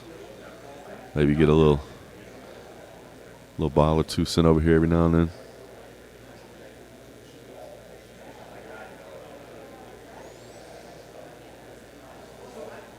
Oh, UG beer glasses.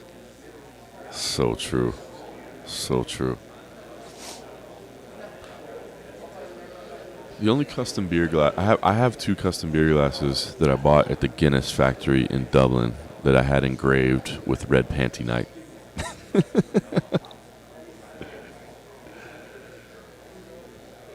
All right, Galactus. No Chucky Olives yet. No Chucky 3 Sticks. Still waiting on him. Supposedly his coach has said that he's on wait. Still got half an hour, but not here yet.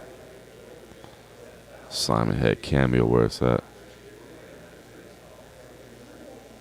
I know. I need to do that.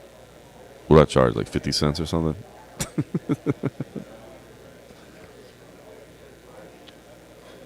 Whoa, what? Anna Brood, hold on. Put McGregor on the lightweight GOAT list? Come on now. Here's the thing about Conor McGregor that I think is interesting, right? It's one of the greatest stories of all time. Like, what I always say is, like, and I don't mean this disrespectfully, but I do not believe that Conor McGregor is one of the greatest fighters of all time. Now, maybe talent-wise, but to me, it's about accomplishments. Like, it's about domination over time.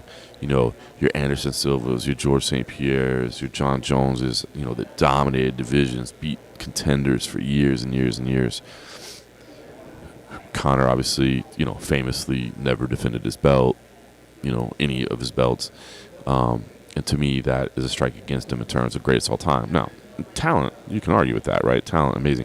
Story, like, what I always say is that you cannot, if you were writing a book about the history of mixed martial arts and you didn't have a chapter on Conor McGregor, your book would be shit. It would be, it has to be. But is he one of the greatest of all time? I just don't think he has the body of work. I don't think he has the accomplishments. But, you know, is he one of the greatest stories of all times? Is he the biggest star in the history of the sport? Absolutely. But to me, you need those title defenses, man. You need a body of work, accomplishments, domination over time. He just doesn't have that.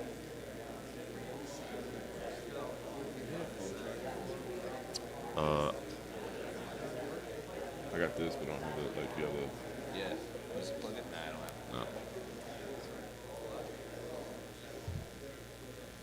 have Just drink. Oh my gosh, Mark Fellas. Solid. Can we use? Is the image rights free for the Just Bleed dude, and we just Photoshop it to Just Drink? Oh my goodness.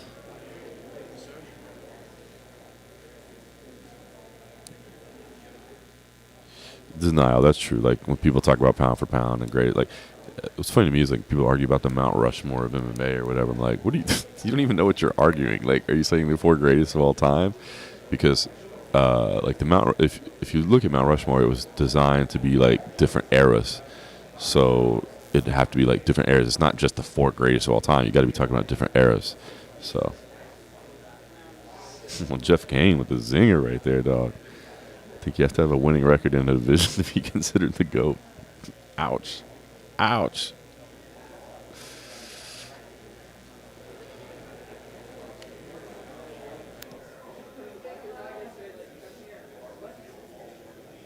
Ooh. Top 5 lightweight GOAT list. Oh.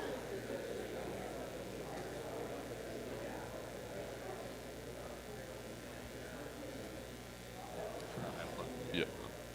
We briefly lost power there and picture because of Jose Youngs. I would just like the record to reflect it was Jose Youngs who unplugged my camera there for a second.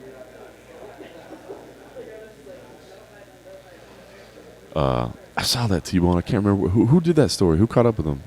Was that you guys? You caught up with the Just League guy? I don't think so. No? I remember seeing that story somewhere. Yeah. Mark, that's all Jose Young's fault for losing video. MMA fighting feels so threatened by us at the underground that Jose Young's is over here trying to take down our stream. Yeah, I saw that story. Who did that story? Do you guys remember? I can't remember that. I did see that though. That was pretty cool. I like stuff like that. You know, catching up with over. That's actually one thing. Once we kind of get the staff, you know, kind of set up here at MMA Underground, that I want to do is kind of check in with some of those old school figures and stuff. Sabotage. That's the word I was looking for. Now couldn't remember it. Thank you for saving me. All right, top 5 lightweight goats. I mean, you got to put Habib on there.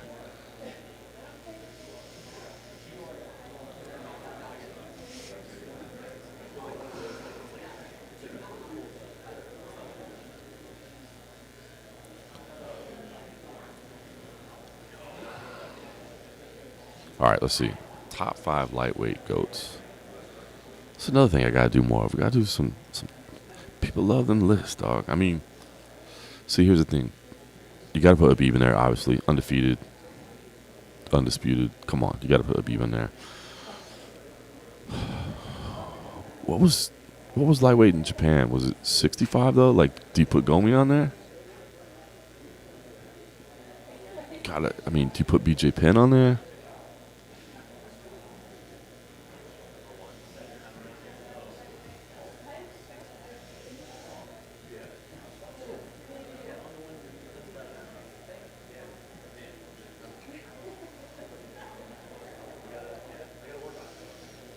I'm trying to think. I mean, I think if I remember right, Pride was like 162 or 163 or something like that.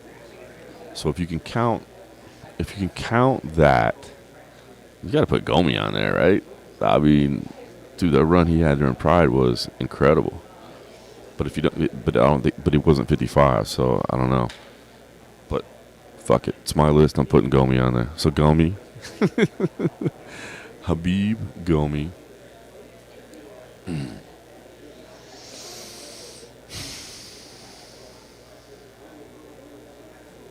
You gotta put BJ Penn on there, man. You got to. Even though, you know, his accomplishments took place in a lot of different weight classes, you gotta put him on there.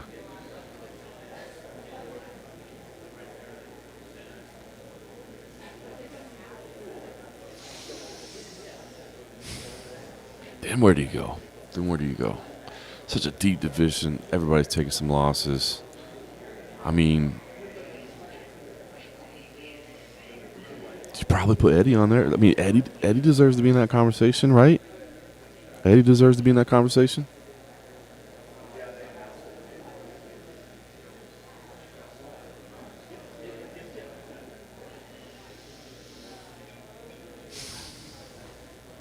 That's tough. Because you feel like you're just ignoring somebody, right? Like you feel like no matter who you pick, like you're definitely leaving people off. See, Benaru Poirier came up in my head as well. Tony. Mark Fellows with the Soto. Listen, people don't know, but Soto Ramos was a monster back in the day. They don't know. Oliveira, do you put him in there? I mean, Oliveira's on a run right now. So tough. So tough. Yeah, I agree. Tony with that win streak he had.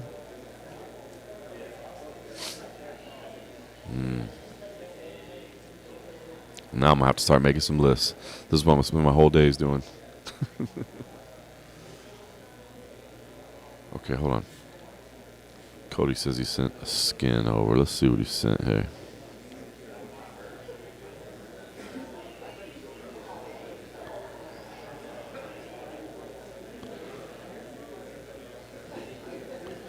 Ooh, all right. This is cool. Now, how do I do this, though? All right, let's see. I'm downloading the skin. Let's see if Cody Mero can walk me through adding a skin while on tape delay. Let's see.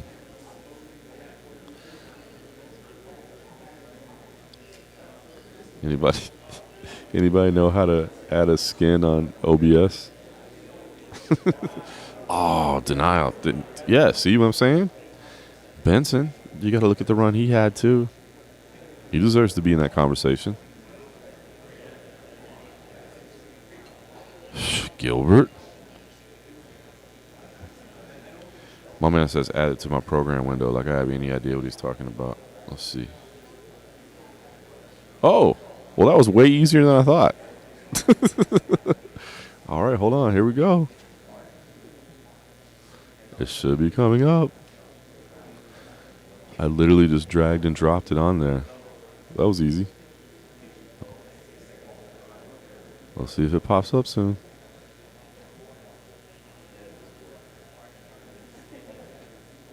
Boom.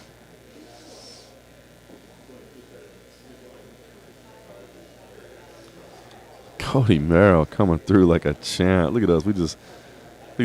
You were literally watching us upgrade in real time. How about that?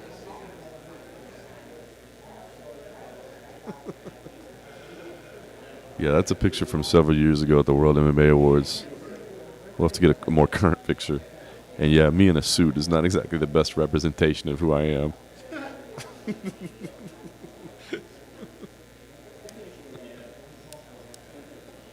Like, oh, this guy, but he looks like that all the time. Nope. Doesn't wear pants. Shorts only, dog. Oh, too funny. Well, damn, now I want to throw something else in that. All you got to do is just drag graphics on there. That's cool. What else can I add in there? How would I take it off now if I wanted to, though? Oh, blue shirt with a beer. Blue shirt with a beer. Do that one with you smoking a cigar. That's the one. That's the one. I'll have to show Cody Merrill the me smoking a cigar picture from Fight Island. Let's see. I wonder if I could find it on my Instagram.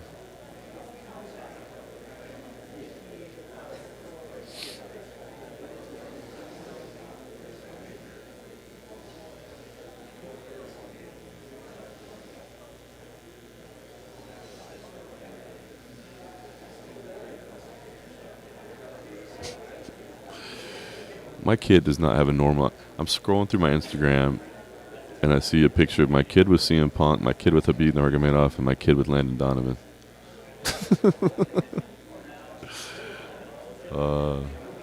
And he thinks that's just normal.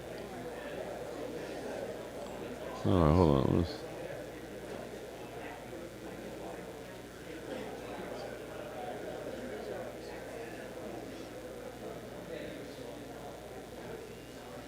Oh, there it is right there. Hold on. Can I link this? Let's see.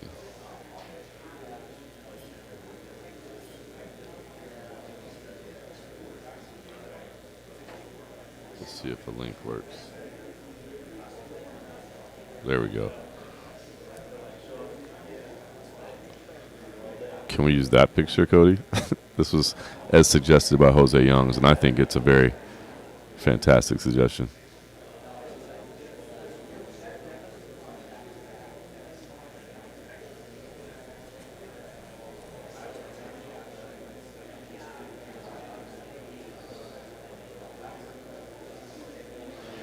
I only have one window. Oh, I see. Hold on. So, like, I could turn it off. Boom. I could turn it on. Boom. Look at that. Hold on.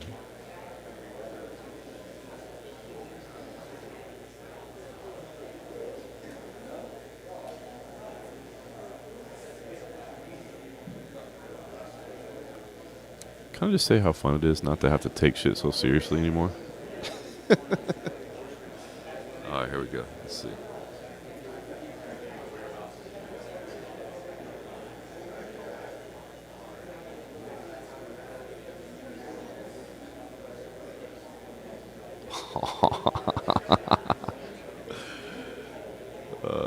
Cody, you funny. All right, hold on.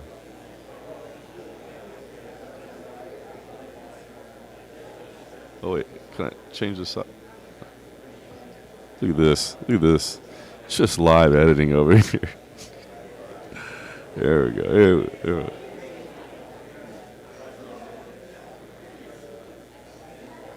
Oh, wait.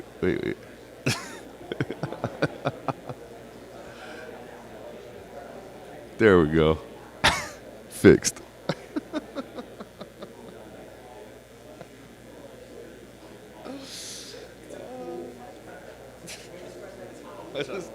I'm learning to edit on OBS on the fly. I just drug the picture in. Send me that file. Send you the file? All right. All right, let's see. This one, yeah. Yeah. Remove the background so it'll just overlap. Oop, not Jose IT.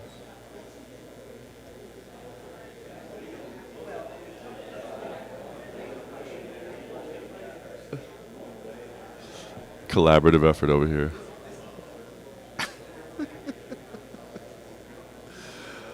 What's up, Sadat? Much love. Much love.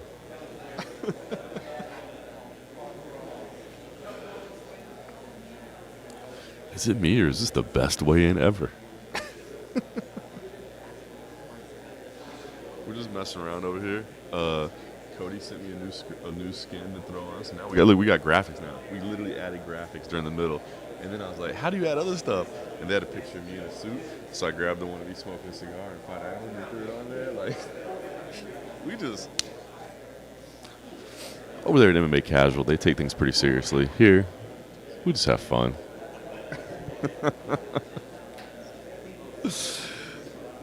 Oh, too good.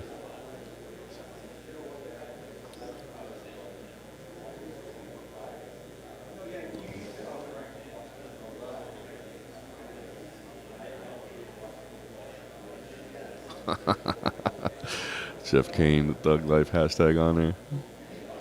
That does. Now that you mention it, that would do it. Welcome back, Joe from H-Town. Holy crap! There's 15 minutes left. All right, we've been having fun. We've been having a good time. But oh, by the way, there's 15 minutes left, and Charles Oliveira hasn't weighed in yet. Are we starting to panic yet?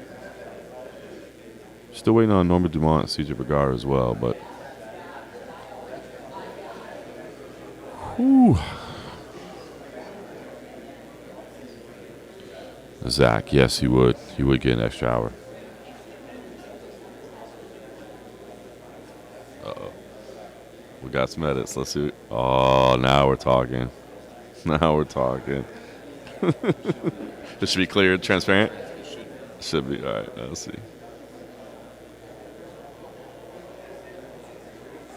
All right, let's see if we might have just stepped our game up even further. Let's see here.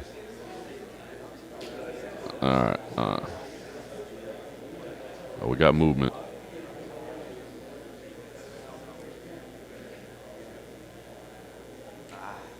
Swipe.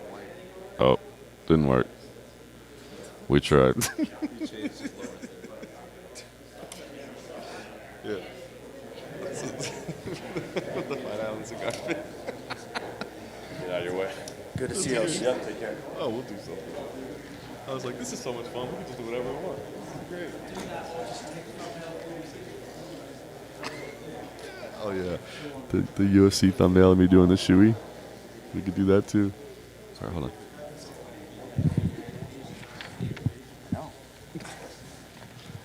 All right, commission back in place. Here's the only bad thing about the skin I just realized is I use this to record, too. All right, next fighter to the scale competing in the UFC's light heavyweight division live on the pay-per-view main card, Ovince St. Preux.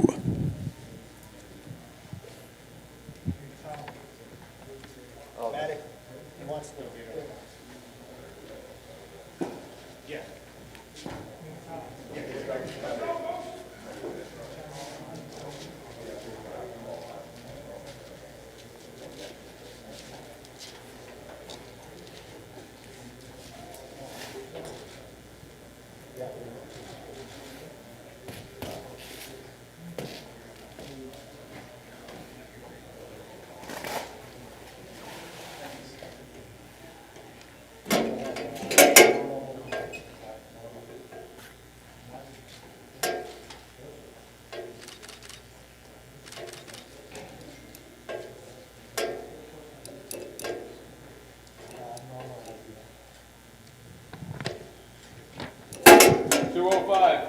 .205, the official weight for Ovince St. Preux.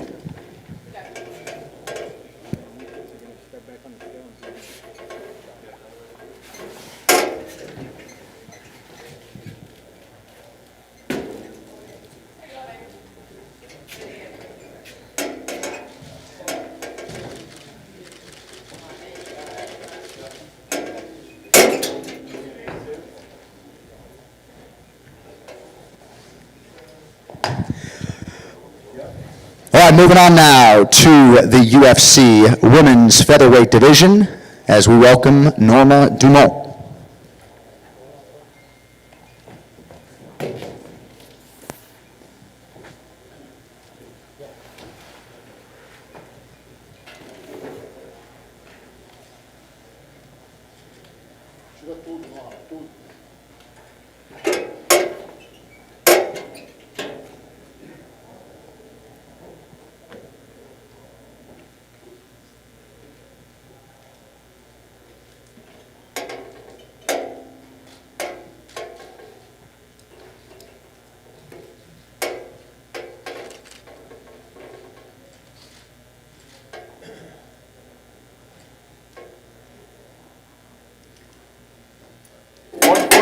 and a half. 146 and a half for Norma Dumont.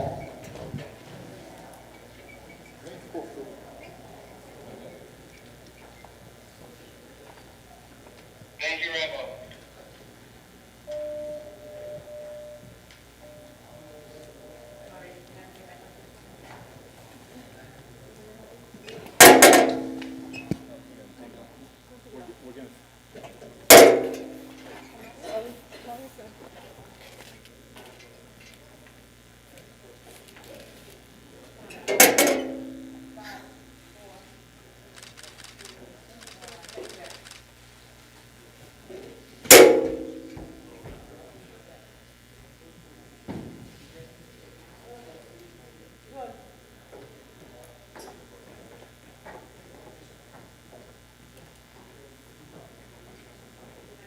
All right, next fighter to the scale in the UFC's flyweight division, CJ Vergara.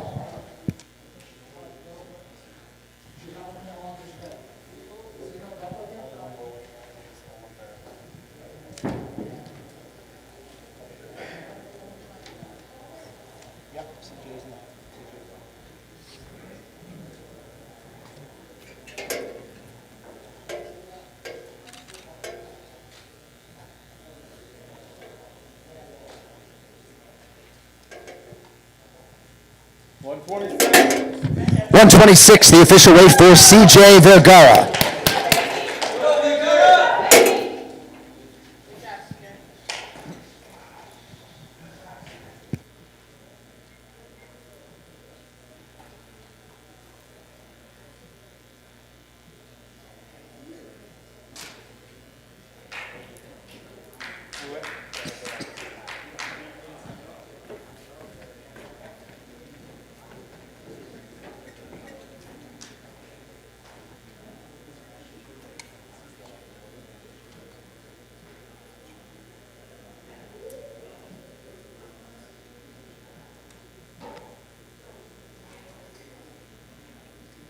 All right, so still waiting on Charles Oliveira at this point. Norma Dumont will have 1 hour to cut the final half pound. You get the announcement there from John Anik that Norma Dumont will have 1 hour from now to cut the additional half pound. And with 8 minutes remaining, we're still waiting on Charles Oliveira.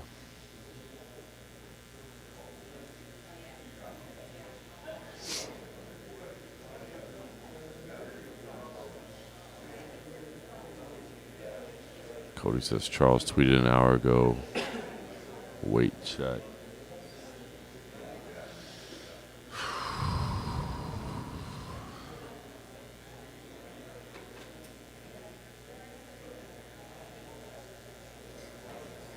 Oh, you guys are wrong. You guys are wrong.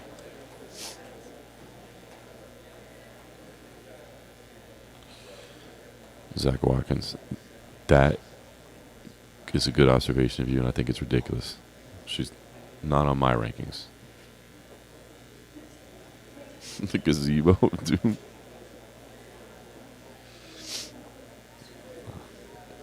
Those $12 Peronis. Yeah, Cody, the only problem is I've been using this to record. I'll have to talk to you about it. I've been using, but then again, if we're not posting the video, does it matter? So I brought the skin. I could bring the skin down every time, or I could just shoot a little bit wider, I guess. And then, if I did use the video, okay. Commission walking back on stage. Looks like we may have Charles Oliveira.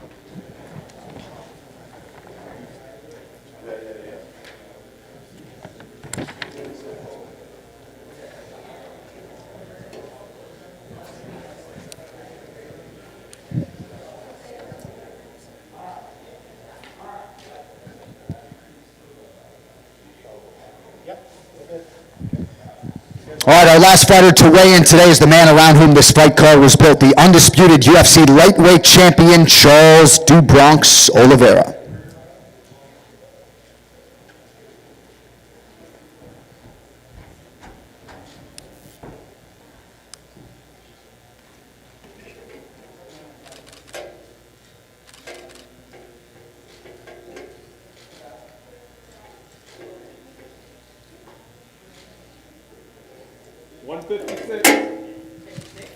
Got to be 55.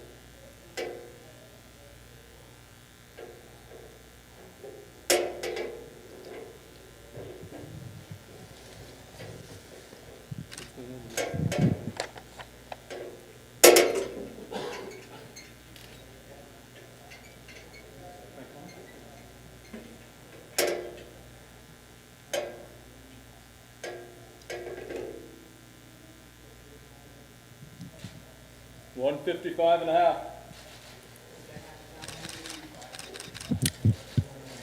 155 and a half for Charles Oliveira.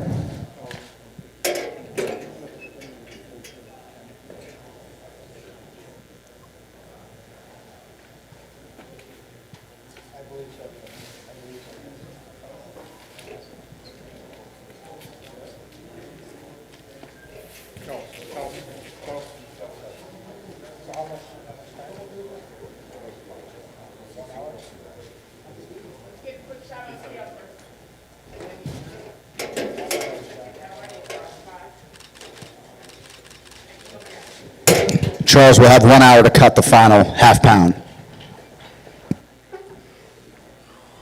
Well, That was the final fighter to weigh in, but did not make weight. 155 and a half.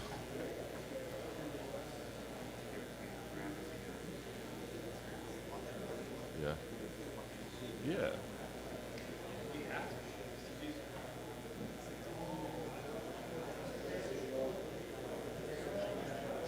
Got to bring the graphics back in. But, wow. We're going overtime. Normally, I'd say, we'll call it. No disrespect to Norma Dumont, but had it just been her, we probably would have just called it. But we're trying to make our main event official right now.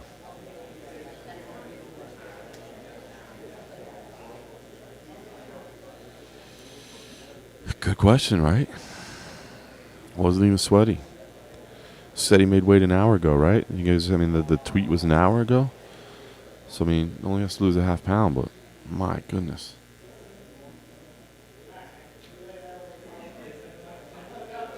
Oh, you sent me a new skin? Hold on. Oh, my God. Oh, now we're talking, Cody Mara. Hold on. Look at this.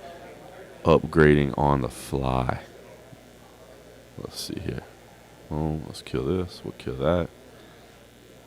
And now we'll do this. Boom.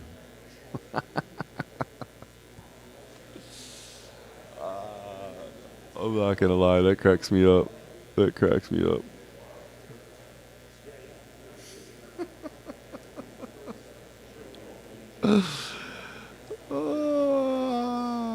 Too funny.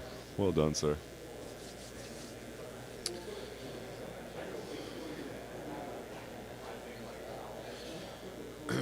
Yeah. What do you... look, we've been talking about it all morning long, right? You can get Justin Gaethje at underdog. Take it against anybody. Now you can get Justin Gaethje at underdog against a guy who is cutting weight. 30%. Okay. Per UFC PR, man, Chris Costello, 30% fine for Norma Dumont. She is not going to continue cutting weight, despite the fact that it's only half pound. 30%. Yeah. She's not cutting, and 30%. 30 because she's missed weight before. Yep. And because she's missed weight before, 30% purse reduction.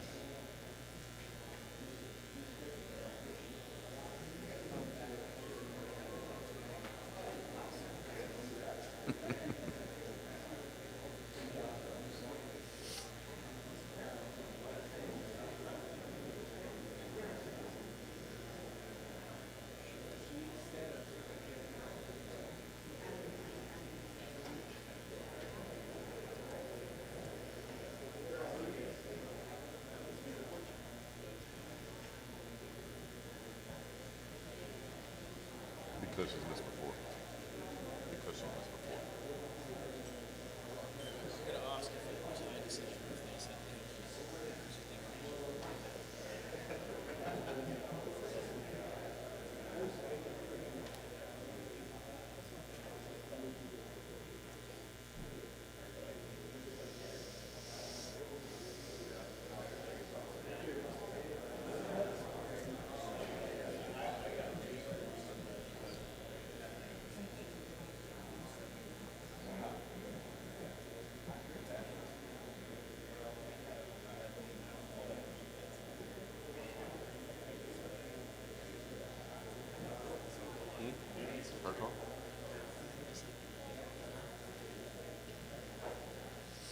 Wow. So, Hot T did go clarify with PR that it was Norma's decision. It was not a medical decision to not allow her to continue cutting, but she'd made the decision that she doesn't want to continue cutting. So, yeesh. Once again, MMA fighting. Jose Young's trying to sabotage our video over here by unplugging the power. Well, I just plugged something back in and I hit the right button. It's working. Oh, my fault.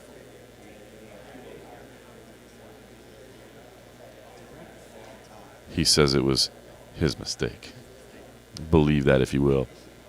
What I hear are the words of a man that's threatened. They see an emerging superpower, and they cut off the power.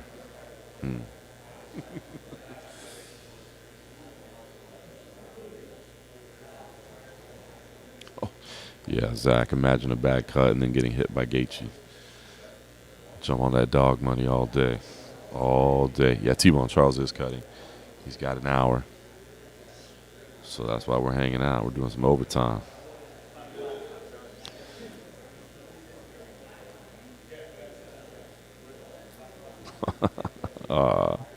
Galactus. Done. Joe from H-Town. When is that show? When is the Houston? I think he goes to all of them, doesn't he? Isn't he at like every show? Seems like he's traveling all the time. He's definitely going to be in Vegas. I get to watch my man Punk wrestle for the first time in person. I'm excited.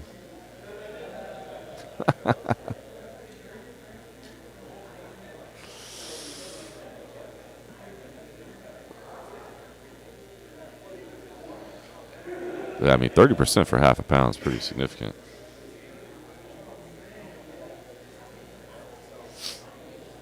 All right, let me update this in the article here.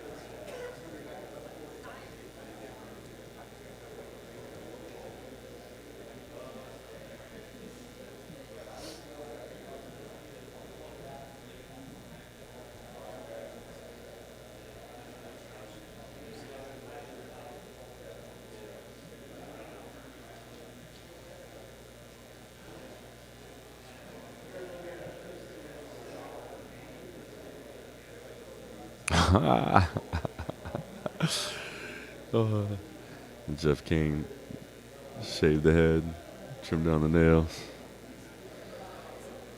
Crazy, but what I just don't understand is why do you tweet an hour earlier that you're on weight? I don't get it. I don't get it. I mean, maybe you just had like a pre-scheduled social media tweet and you forgot. Crazy. But here we are. I mean, I will say, he did look dry, as whoever noticed that earlier, 100% dry, which is weird. So does that mean he wasn't cutting? He wasn't actively cutting at the time? He didn't look, I mean, look, at 145, like we've seen Charles look rough, right? Like he didn't look that sunken in or anything like that.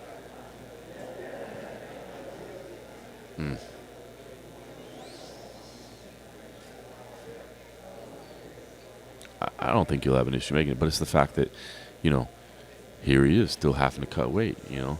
It's 11 o'clock and he's still in the sauna or running or whatever he's doing right now to cut that weight. Meanwhile, Justin Gaethje already rehydrating, already chilling, probably watching this stream, of course, because we know that Justin Gaethje is a big MMA Underground fan and wants to hear what John Morgan has to say.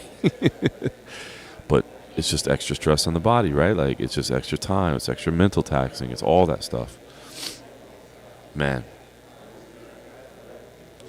I was always leaning Gaethje coming into this fight, but I always worried about Charles Oliveira, that submission ability he has. One scramble, one mistake. You mess up once in your positioning, and he's got you. And he's got, as I've said before, he doesn't just have one submission. He's got every submission. So it's not like there's one position you got to stay out of. He can grab anything. So it's still that one thing that can level the playing field at any moment. But it's not good.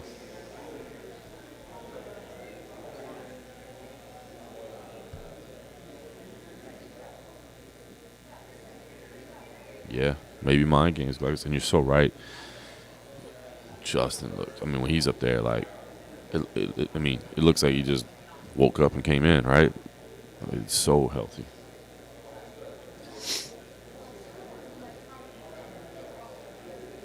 Yeah, I mean, we know Justin's watching us. We'll just say, Justin, excellent work on the cut today. Looked healthy on the scale. We'll keep the feed up for you so you can see when Charles comes in.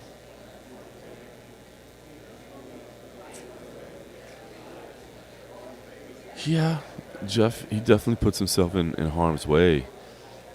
And again, it's just that submission ability, that levels everything.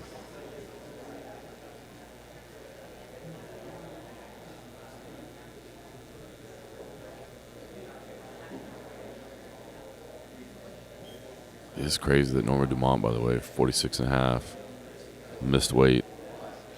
As somebody pointed out earlier, is on the bantamweight rankings for some odd reason.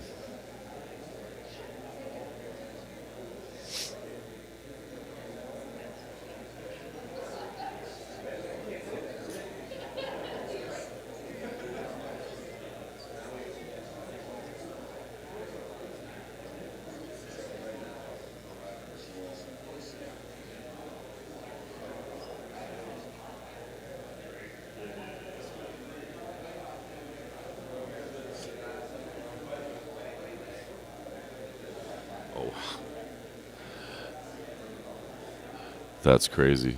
My man Cody I just checked my phone and saw this, but Cody Merrow sent this over from Jedi Goodman tweet that Charles Oliveira missed weight at the Tough 20 finale when Esparza and Namajunas 1 took place. That's crazy. That's too funny.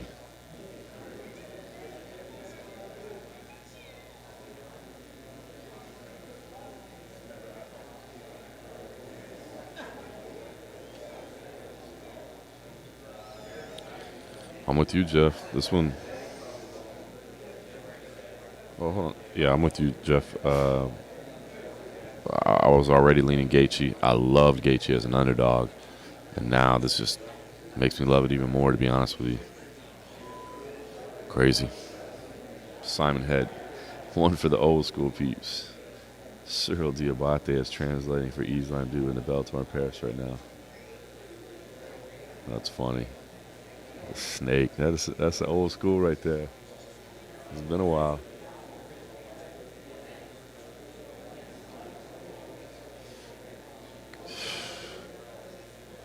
Between taking shots from Chandler and Poirier in his last fights, now drains. Don't see him taking Gaethje shots and getting up. Denial, man. I think you're right, bro. But again, the crazy part is, right, he can snatch a neck or an arm or a leg or anything in like 1 second. But I agree, man. I think originally, you can still get under 2.5 at plus money as well. At least I believe I saw that earlier in the week.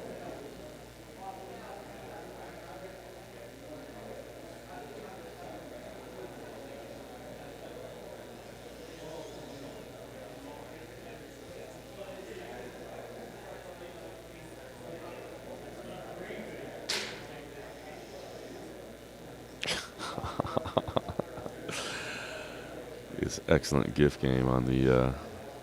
Is everybody following at the UG on Twitter and Instagram? Please do. We're starting to build our social media presence now. First, we had to build the site. Still working on that.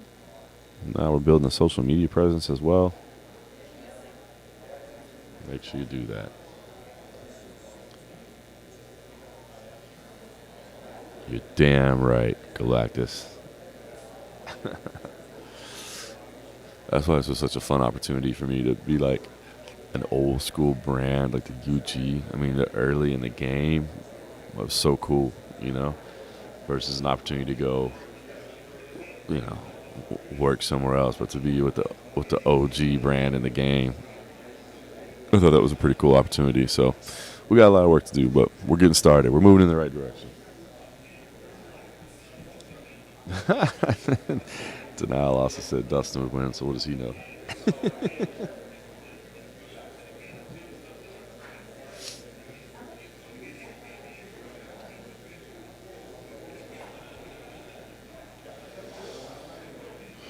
That's so true, T-Bone. So true.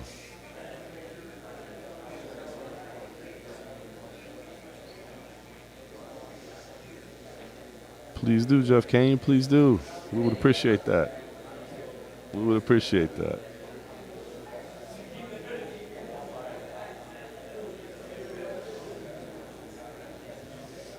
We're getting closer, Joe. We're moving in. We gotta get some ink dry on some contracts, get some revenue going, but we're getting there.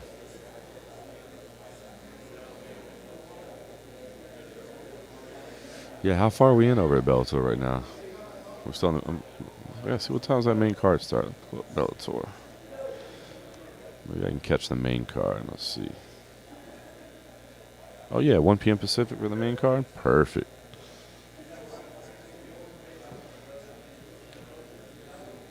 Tell Charles Oliveira he's cutting into my Bellator viewing time. Hey Charles, I know you. You see? I'll message him now. I mean, Connor would never like just jump on a plane and fly over like that bad, like on something. You know what I mean? Like short notice like that.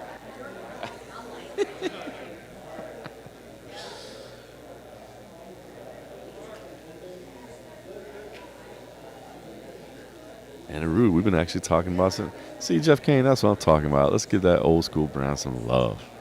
Hardcores. Any movement on an internship program? We've been talking about that too, and Aru, we've been talking about that as well.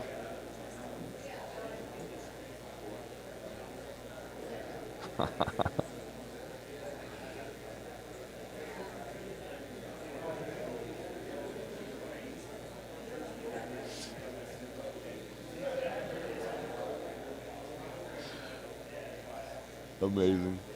Amazing.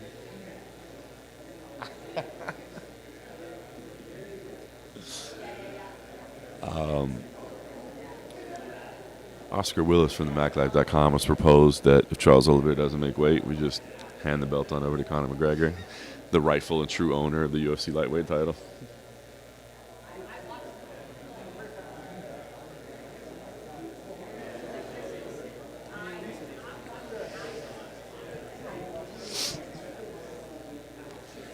This is what we do and why we do it.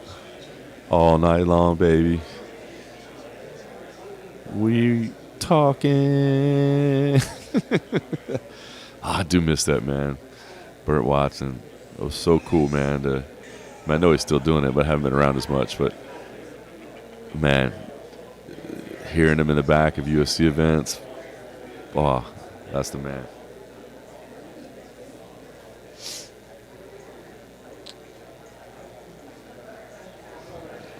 I'm with you, Anaru. I'm with you, man. It's about passion as, you know, a journalist or whatever. But honestly, like, I got into this because I love it. I feel like there's so many people that don't love it now. And obviously that's okay. But I'd rather kick it with you guys that love it, man. That live this shit. I love that.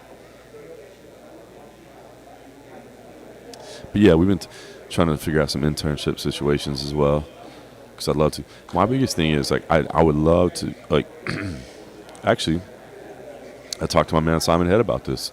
I'm sure he won't mind me sharing with him, you know, a couple months back. I mean, I'm not in a position to do it right now, but I'd love to get some kind of intern situation worked out where it can help, like, give back a little bit, you know what I'm saying? Like, help some people. The main thing is I don't want to do something where anybody feels like we're taking advantage of them or, you know, just using them for free labor. Like, I don't want that. Like, I'd love to work with somebody and, like, help them a little bit, maybe help tighten up their writing or help tighten up their skills or get better at it. You know what I mean? Like, I want to be given too. I don't want it to be a situation where just, like, somebody's doing free work for us. Then I'd feel like a jackass. You know what I mean? I don't want to take advantage of somebody just because they love the sport and they're passionate. They want to. I don't want that. I want to make sure it's a two-way street. So, you know. I think Cold Coffee's talking shit over here.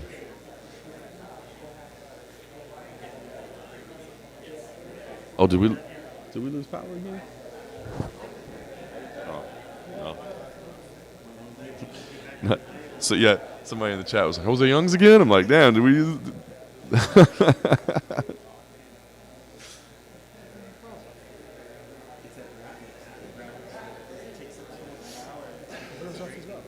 No. Oh.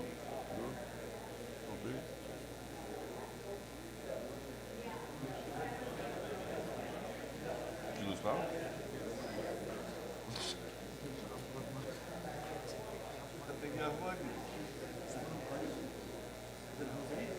Yeah. Jose out here jacking with the mag life now too. You unplugged? I'm unplugging it there. I just sat down.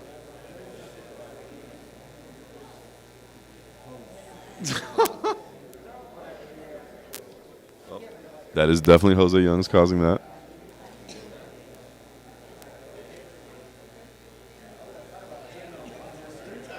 I don't know what's happening. I'm just unplug something. Who's this? Is this mine or yours? Mine. Yeah, you're plugged in. You're good. Yeah, it just cut off whenever you moved. Please file all complaints to @Jose Youngs on Twitter.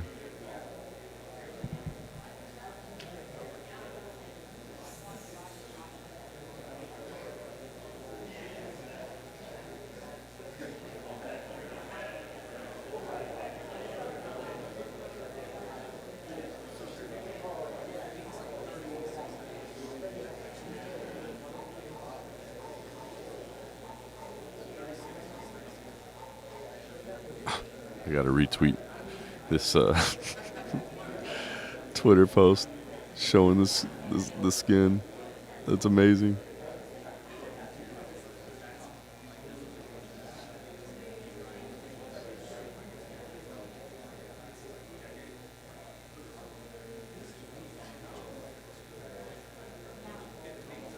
Just going with best graphics ever.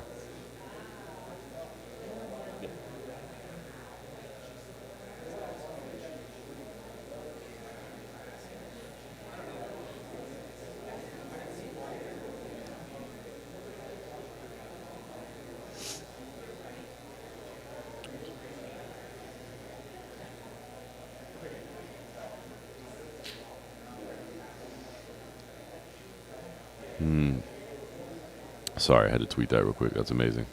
No, Galactus, you're right, man. You know, getting a foot in the door, getting to meet people, getting to start get experience is valuable. But yeah, Harvey's saying here had worked with a publication in university. Was getting free work from aspiring writers. That's it. Like, I don't want it to just be like we're using somebody. I'm not cool with that.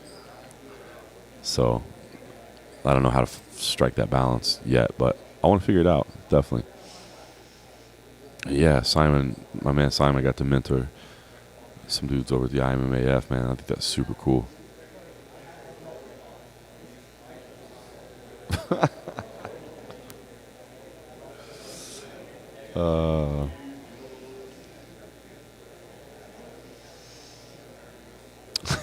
Jeff Kane worked for DVDs. That's amazing. You got paid in DVDs. That's hilarious.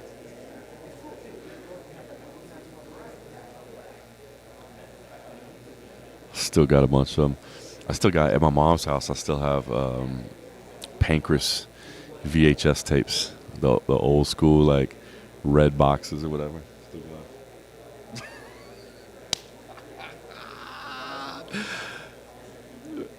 got. Magnus, you're the man. I just saw you tweet at my man Jose. He showed me. I love it. I love it. This is John Anik eating grape. Denial. They said Jose says the way to the top is by stepping on others. That's how that's how you climb. Instituted these graphics in the middle of a weigh-in stream. I love it.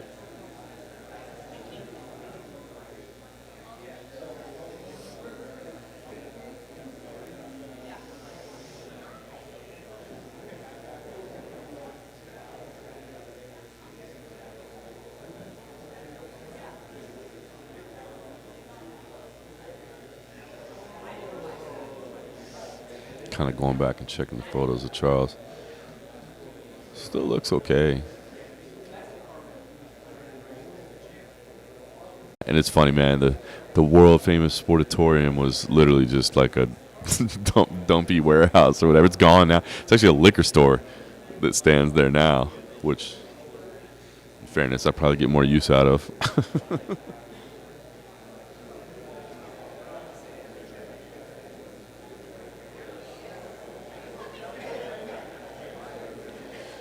Ryan Sherlock, forum's still pretty active, to be honest with you. Eventually, I want to post a lot more in those forums when I have some help on board and some more time. But yeah, I agree. Need to bring it back. Like I said, I'm trying to get, get Dana to post in there again. Maybe get some fighters posting there again. It'd be fun. It'd be real fun. As far as what's going on, man, we're still waiting, man. We're still waiting.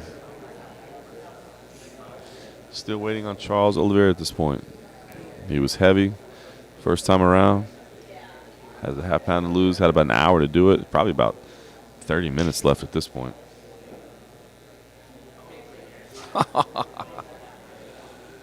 Well done, Denial. Go steal the man's comic books.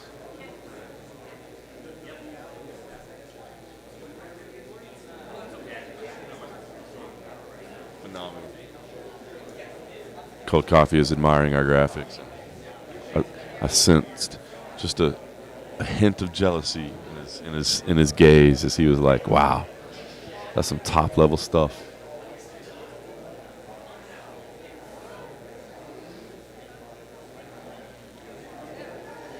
Jose, the chat says if you fuck up our power one more time, I'm gonna come steal your comic books, though.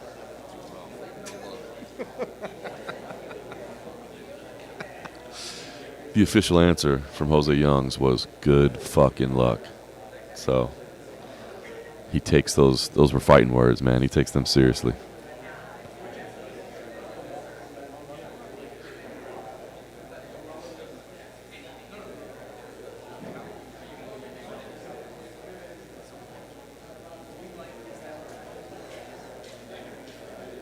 By the way, ceremonial weigh-ins this afternoon. 4 p.m. Pacific here locally. Arizona Federal Theater. So if you're in the area, stop on by. I see, if I look off to my right over there, I see Mark Goddard is here in town. So looks like we'll have Mark Goddard on the in action on Saturday night. Don't know if he'll have the main event or not, but he's at least here. Always good to see capable, qualified officials. I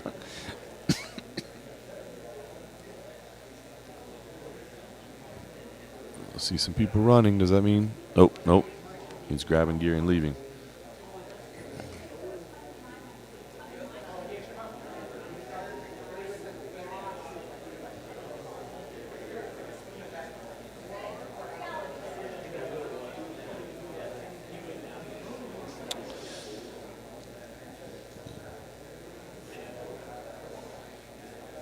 T-Bone, I still got to learn about how to run the forums. Yeah, Jeff Kane, you nailed it right there. Gaethje can win the title. Oliveira gets stripped. He's answering the question, of course, for Jesus, now we're dropping. So you can see. I have to switch to my phone again.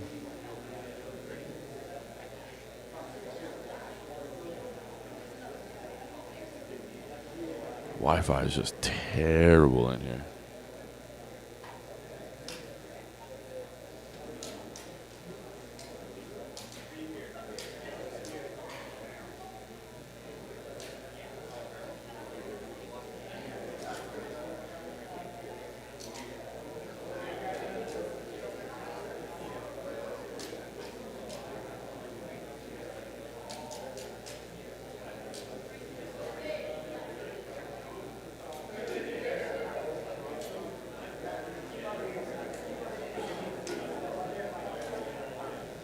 Trying to switch to another stream here.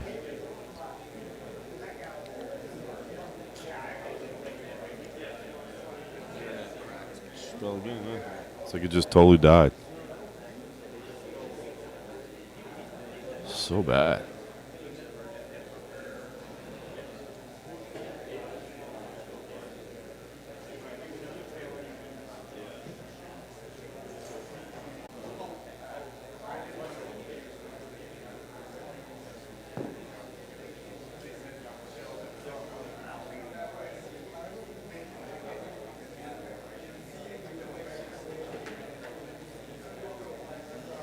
Man.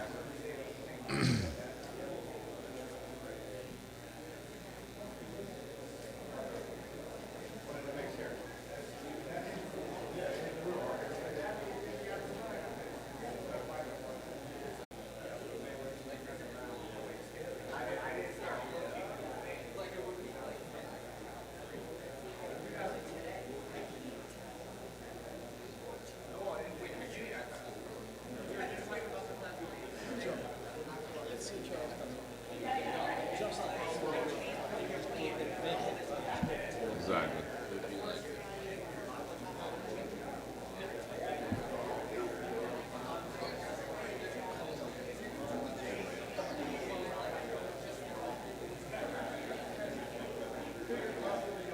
All right, I think we've got a more stable connection now. Pain in the ass.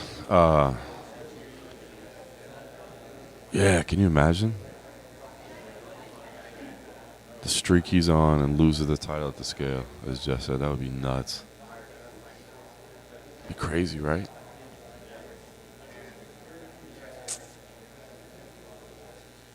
Oh, now it's buffering again. Ah!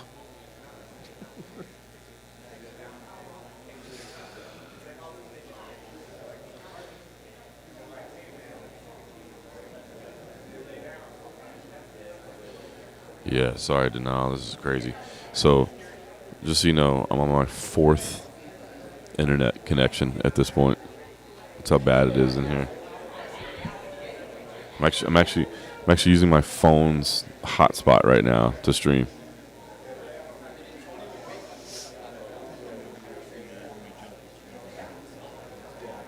Apparently, the MMA casual stream is the health is okay on it. Cold Coffee says, but I think then you're forced to listen to Mike Bond. So.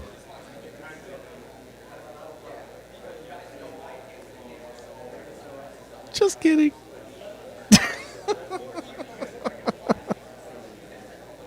Too much. Oh, man. I see Jeff Nowitzki over there. I always want to ask Jeff Nowitzki about John Jones just because I know everybody has like the conspiracy theory that he's been suspended the whole time. Yes, the Golden Snitch is over there. I know everybody has a conspiracy theory that John Jones has been suspended the whole time. But like, I feel like he'd just look at me and be like, what the fuck are you talking about?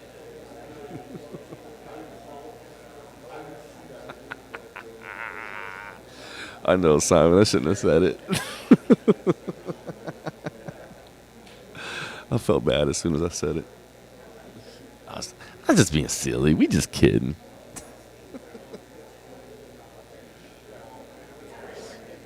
Oh, Andrew, that's when you give Connor the belt. That's when you get. That's it. You retweeted it. Someone was like, Connor's on his way to save the main event, and he's retweeted a video of him on the yacht. Like, Oh, I was going to just show that Connor retweeted a tweet from a just random fan that was like him coming over to get the belt. It's so true. They're definitely going to put him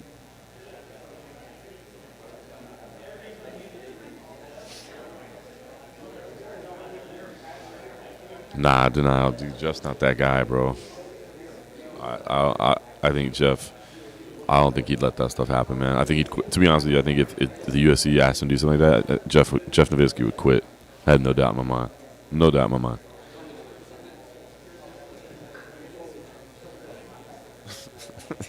I thought the same thing, Jeff Kane. When they were like, Jeff works for UFC, I was like, no, he doesn't. And I was like, oh, he means Jeff Nowitzki.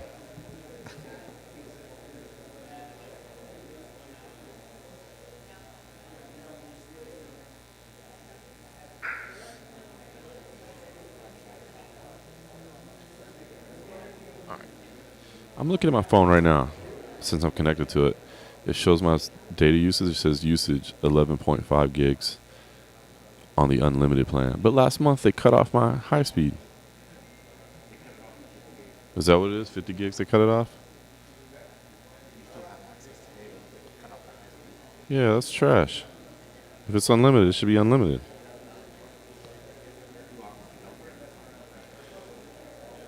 I do not.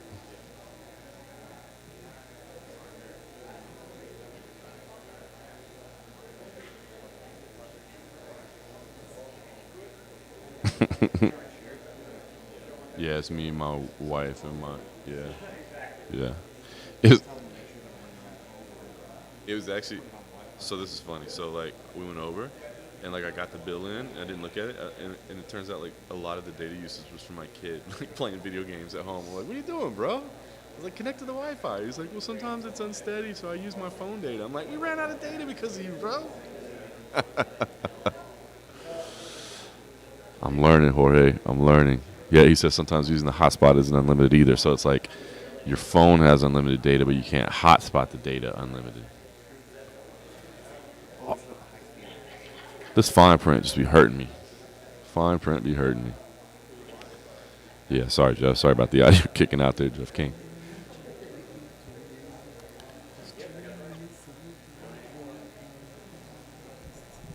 Come to MMA Junkies YouTube, where our speeds will last. Feels I was gonna say, it feels a lot like Fight Island, doesn't it? It's like, yes, it does. Basically, I'll tell on myself here. The last weigh-in of the 5-week stretch in Fight Island, I was basically losing my damn mind. I was ready to get home, and so the weigh-ins, we had a long stretch like this. I don't remember if it was somebody got extra time, but I just remember we were sitting there for a long time, and I just started like playing music kind of loud on my computer, and I didn't really realize it was that loud, but it was bleeding into everybody's streams, and it got their monetization taken down for everybody that was streaming. So nobody made money on the well, actually the estate of Tupac Shakur probably made all the money, because I think I was playing some Tupac and the monetization got taken down. So that was on me. I would like, what's that?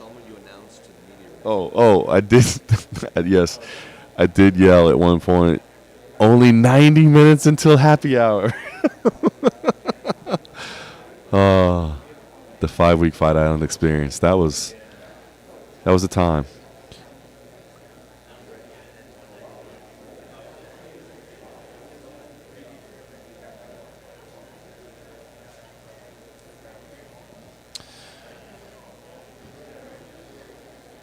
All right.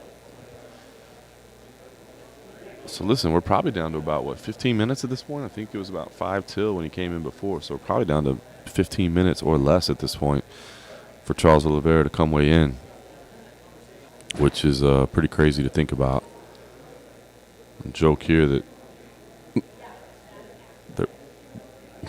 Galactica says they're probably drawing blood in Charles's room. I mean, yeah, that's what somebody was saying earlier. Shave the blonde hair. Yeah, I wonder how much blood would it take to get rid of a half pound? Less than a pint?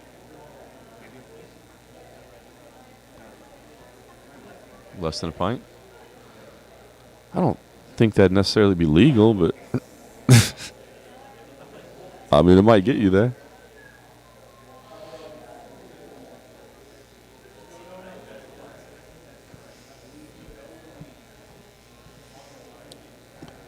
Oh, man, this shit is almost beer 30. Looking forward to it tonight.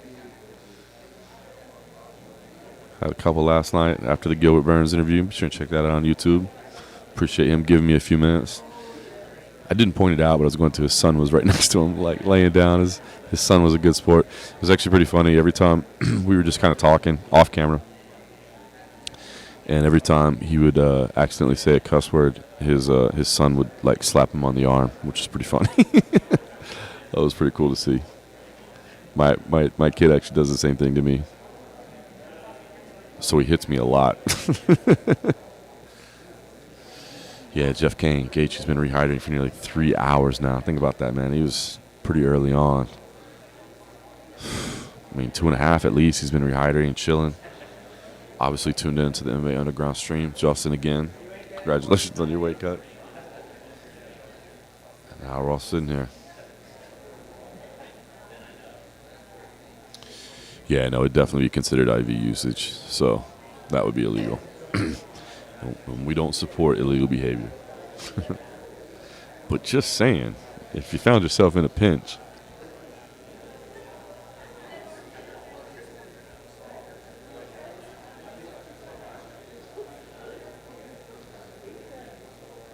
I could ask Jeff, but he's over there talking with the Honorable Mark Radner.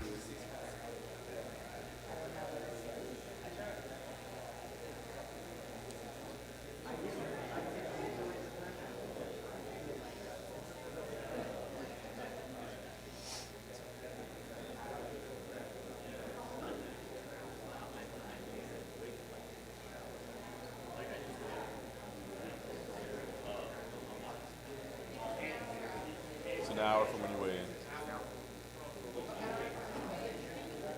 That's how it's supposed to be. It was like 5 till. It's supposed to be an hour from when you weigh in. But then it's up to the 55 by 5 till, right? It's supposed to be, but it's up to the commission. It's up to the commission how they enforce it. Maybe they should just give him a half pound.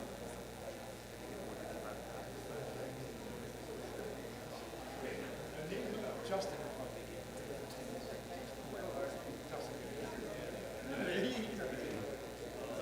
It doesn't commission how they enforce it. It was originally supposed to be real hard. It was in it where our window was supposed to be. Now that's what we use where our window is alleged. It's an hour plus an hour. That was 2 hours. And they started, it's going to be And Jeff, just out of sheer curiosity and entertainment value, IV usage of any kind is outlawed, like, right? Sheer entertainment and theoretical, having fun hypotheses. You couldn't draw blood because IV usage of any kind is not allowed, right? So like if you, yeah, like say like you were like, what does a half pound of blood weigh? Yeah, so you could. I mean, if he's that point, he could just slit his own wrist. You could do that? A half pound of blood? Right. Just, yeah, I don't know, logically or whatever, but like, so legally you actually could. Oh, wow. Well, we might have a new rule to write up. Okay. Take blood out according to the anti-doping. It's not. So, yes, if he comes out with a big Band-Aid on the arm, you know exactly what happened.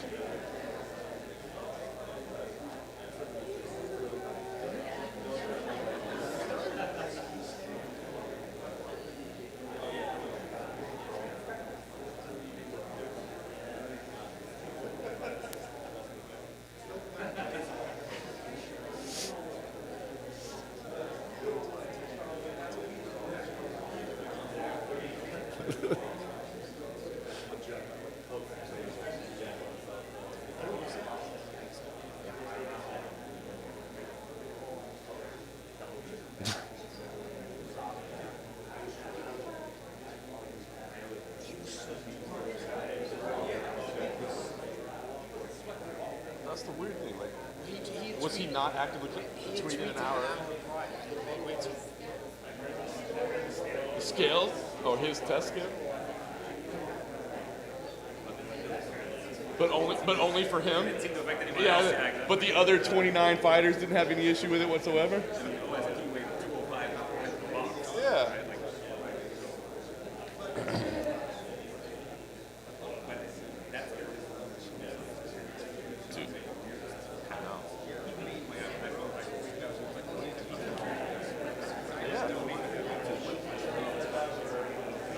It's crazy when he's lightweight. He's like, I'm going back to featherweight. We're like, why?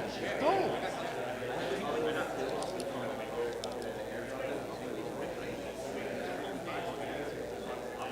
Yep.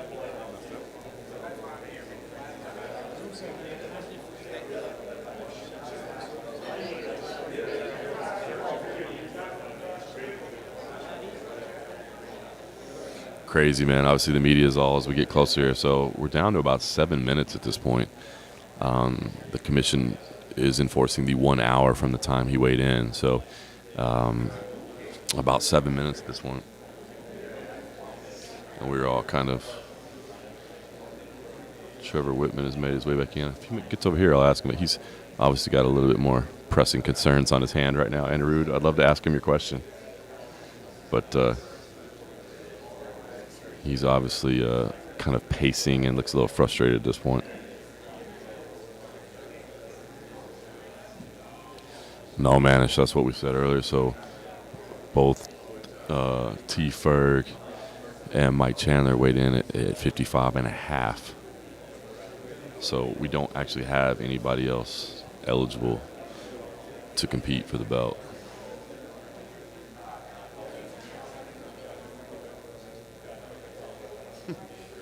Well, Anirudh, I appreciate your understanding there. Like this is not the time for me to bother him, even though I know you've been asking for an answer to your question forever about when he will do some more broadcasting. He looks a little preoccupied, we'll say. Stressed isn't some of the right word because he is kind of smiling, but he's pacing a little bit and wringing his hands a little bit.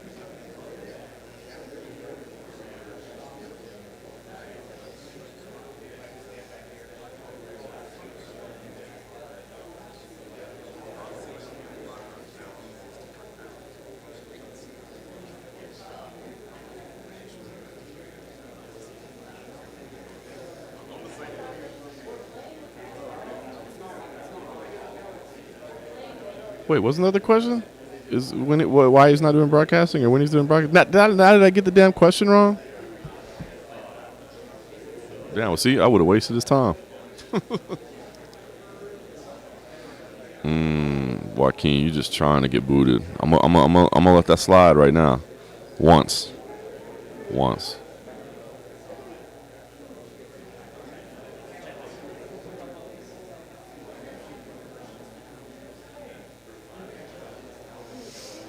Yeah, Habib's weight cuts were always tough too, man. That's true. Good point. Fair, right? Habib never had easy weight cuts. Maybe it won't mean anything. Oh, yeah.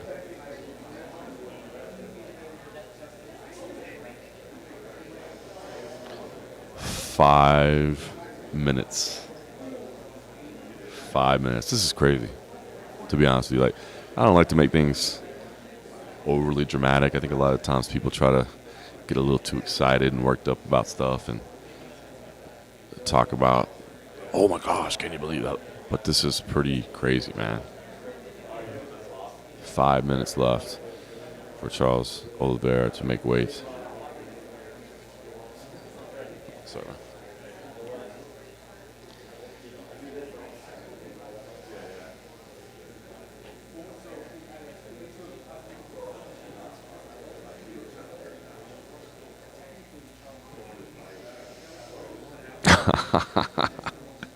T-Bone, tell him.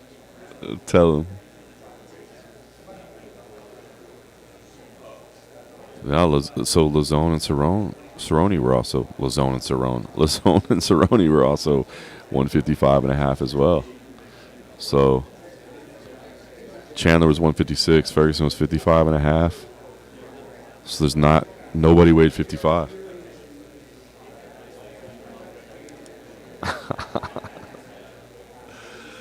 Shout out to the folks over at O'Reilly. We appreciate their support of the MMA Roadshow.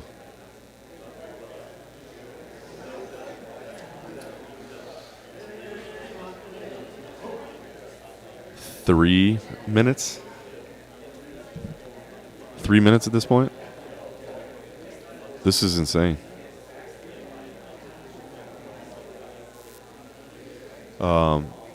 Important note too, it doesn't necessarily mean 55 on the scale. It means 55 checking in with the commission. And by 55, I mean the time, not the weight. If he is with the commission by 11:55, he can actually come out a little bit later on the stage and make the weight. But this is crazy.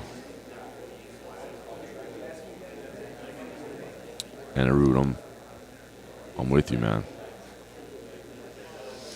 Yeah, T-Bone, if he misses weight, basically you do the main event. Justin Gaethje, as Jeff Kane laid out earlier, Justin Gaethje gets to fight for the title. Charles Oliveira does not. So if Charles Oliveira were to win, you'd have a vacant lightweight title. He'd get the victory, but you have a vacant lightweight title, at which point you clearly book Conor McGregor for for a title. Who does Conor McGregor fight for the vacant title, by the way? Doesn't they just hand it to him? Ronda Rousey style? You just save us. Like, it's a formality anyway. Just save us that. It's true, right? Yes. Good point. Oscar Willis makes a point. Conor doesn't actually need to fight anybody for the vacant title. You just hand it to him at that point. Save a step. You know, it's one less paycheck you have to issue for the UFC. It helps them out. Yeah, there you go, T-Bone. Let's just give it to him. Dude, we're talking about like a minute now. As long as he's with the commission.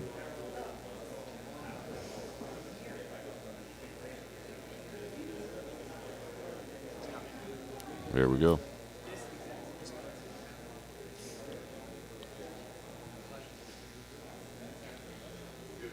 All right, here we go. Seems we got some movement.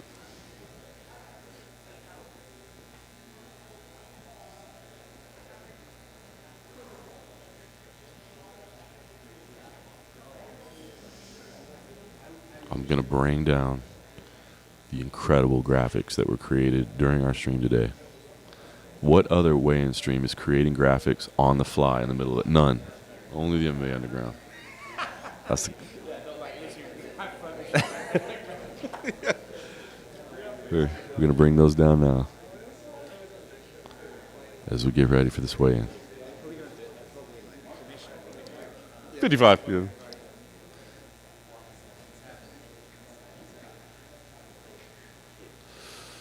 Here we go.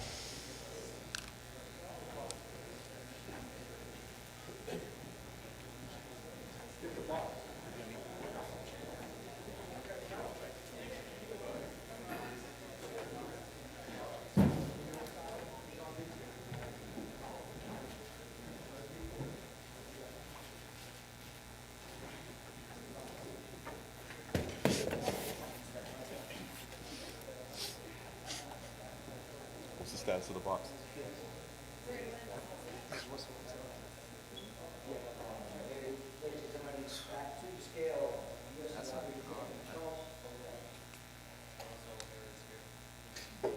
Where's the box?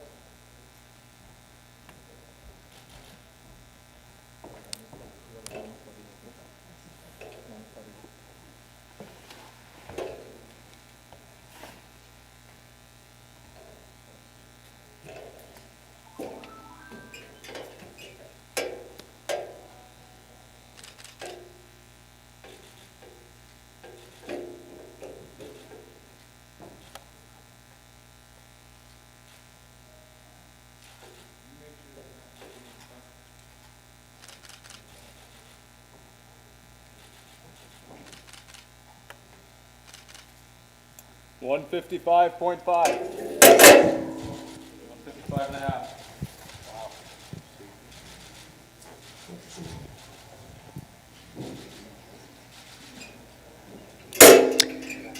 155.5 pounds. The current weight for the champ, Charles Oliveira.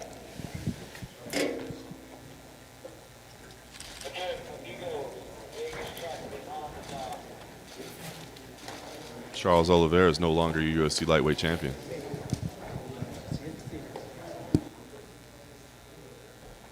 $155.5, loses his belt on the stage. We'll wait for official confirmation. Won't cut the stream just yet, see if we get an official announcement. But as of this moment, Charles Oliveira is no longer your UFC lightweight champion. 155.5 pounds, loses his belt at the scale.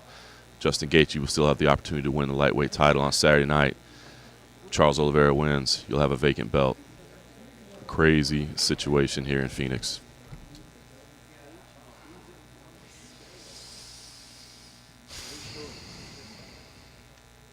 We'll wait for official announcement, but he's no longer the champion. And if he wins the belt, you'd have a vacant title. Just crazy. I mean, doesn't affect Justin Gaethje's ability to win the title, but we'll wait for official announcement from the promotion. But according to the way things work, Charles Oliveira just lost his title on the scale.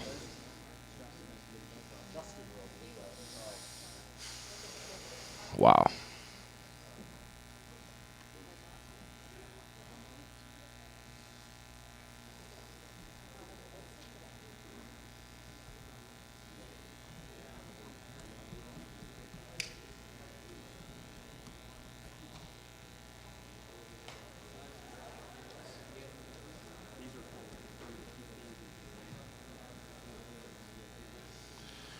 I'll hang tight, see if we can get anything official from the promotion before we sign off.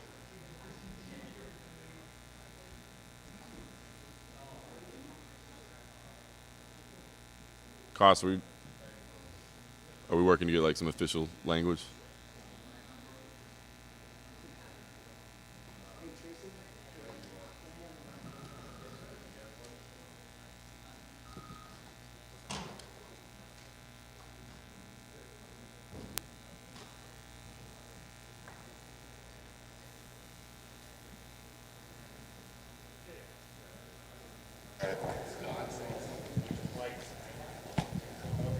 It's on.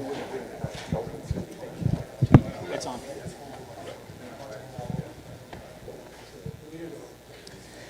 Okay, here's an update, folks, just for the record.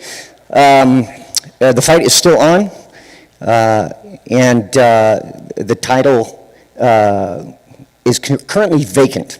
If Charles wins the fight tomorrow night, he will win the fight, but the belt will be vacant. If Justin Gaethje wins the fight tomorrow night, he will win the championship. Any questions? Is that clear for you? We'll find that out shortly. There's a fine for me not knowing. That'll cost you some Starbucks. Right. For everybody. I'll take, Don, I'll take cash, by the way. So there you go. We're waiting on the fine amount, but per UFC, it's been made official. Belt is now vacant at this moment. Justin wins, he's champ. Charles wins, you still have a vacant title. I know the rule, though. Shall I explain it quickly? Yeah. Wild stuff, to say the least. We'll leave it here, see if we can get that fine amount for you as well So, before we sign off. even if he wins, he still have to fight. It is. Yeah. You still need it. Yeah. Just making sure. Actually, you know what? I don't need it. None at all. The weight did not change at all in the extra hour. How crazy is that?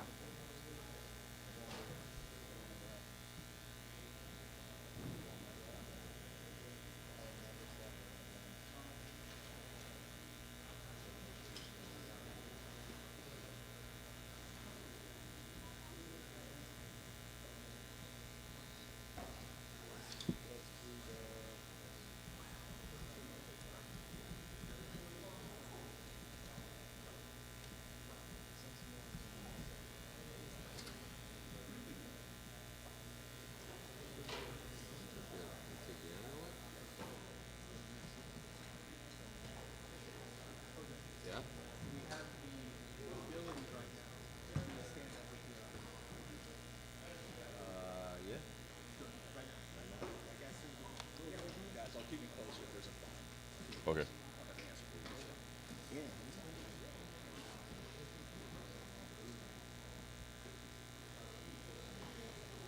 Okay, UFC PR says the fine will be announced at a later moment. I think there's a little bit of scrambling behind the scenes, as you can imagine right now. What a morning, huh? What a morning. Well, guys, I enjoyed it. Thank you for everybody that joined in. Appreciate all the support. We'll keep growing this thing. Follow us on social media. Cody Merrill, thanks for the help today, my man. Props to all you guys. See you next week. Ceremonies tonight. Fights tomorrow. Appreciate you.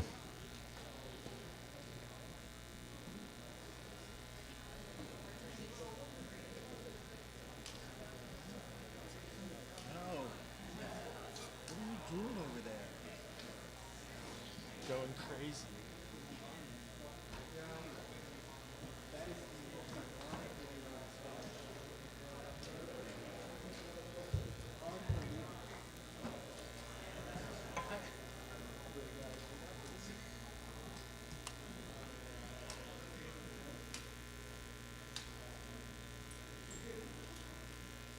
I only have the one mic though, so we're gonna have to do the podcast. If you want to host it then? Yeah. 3.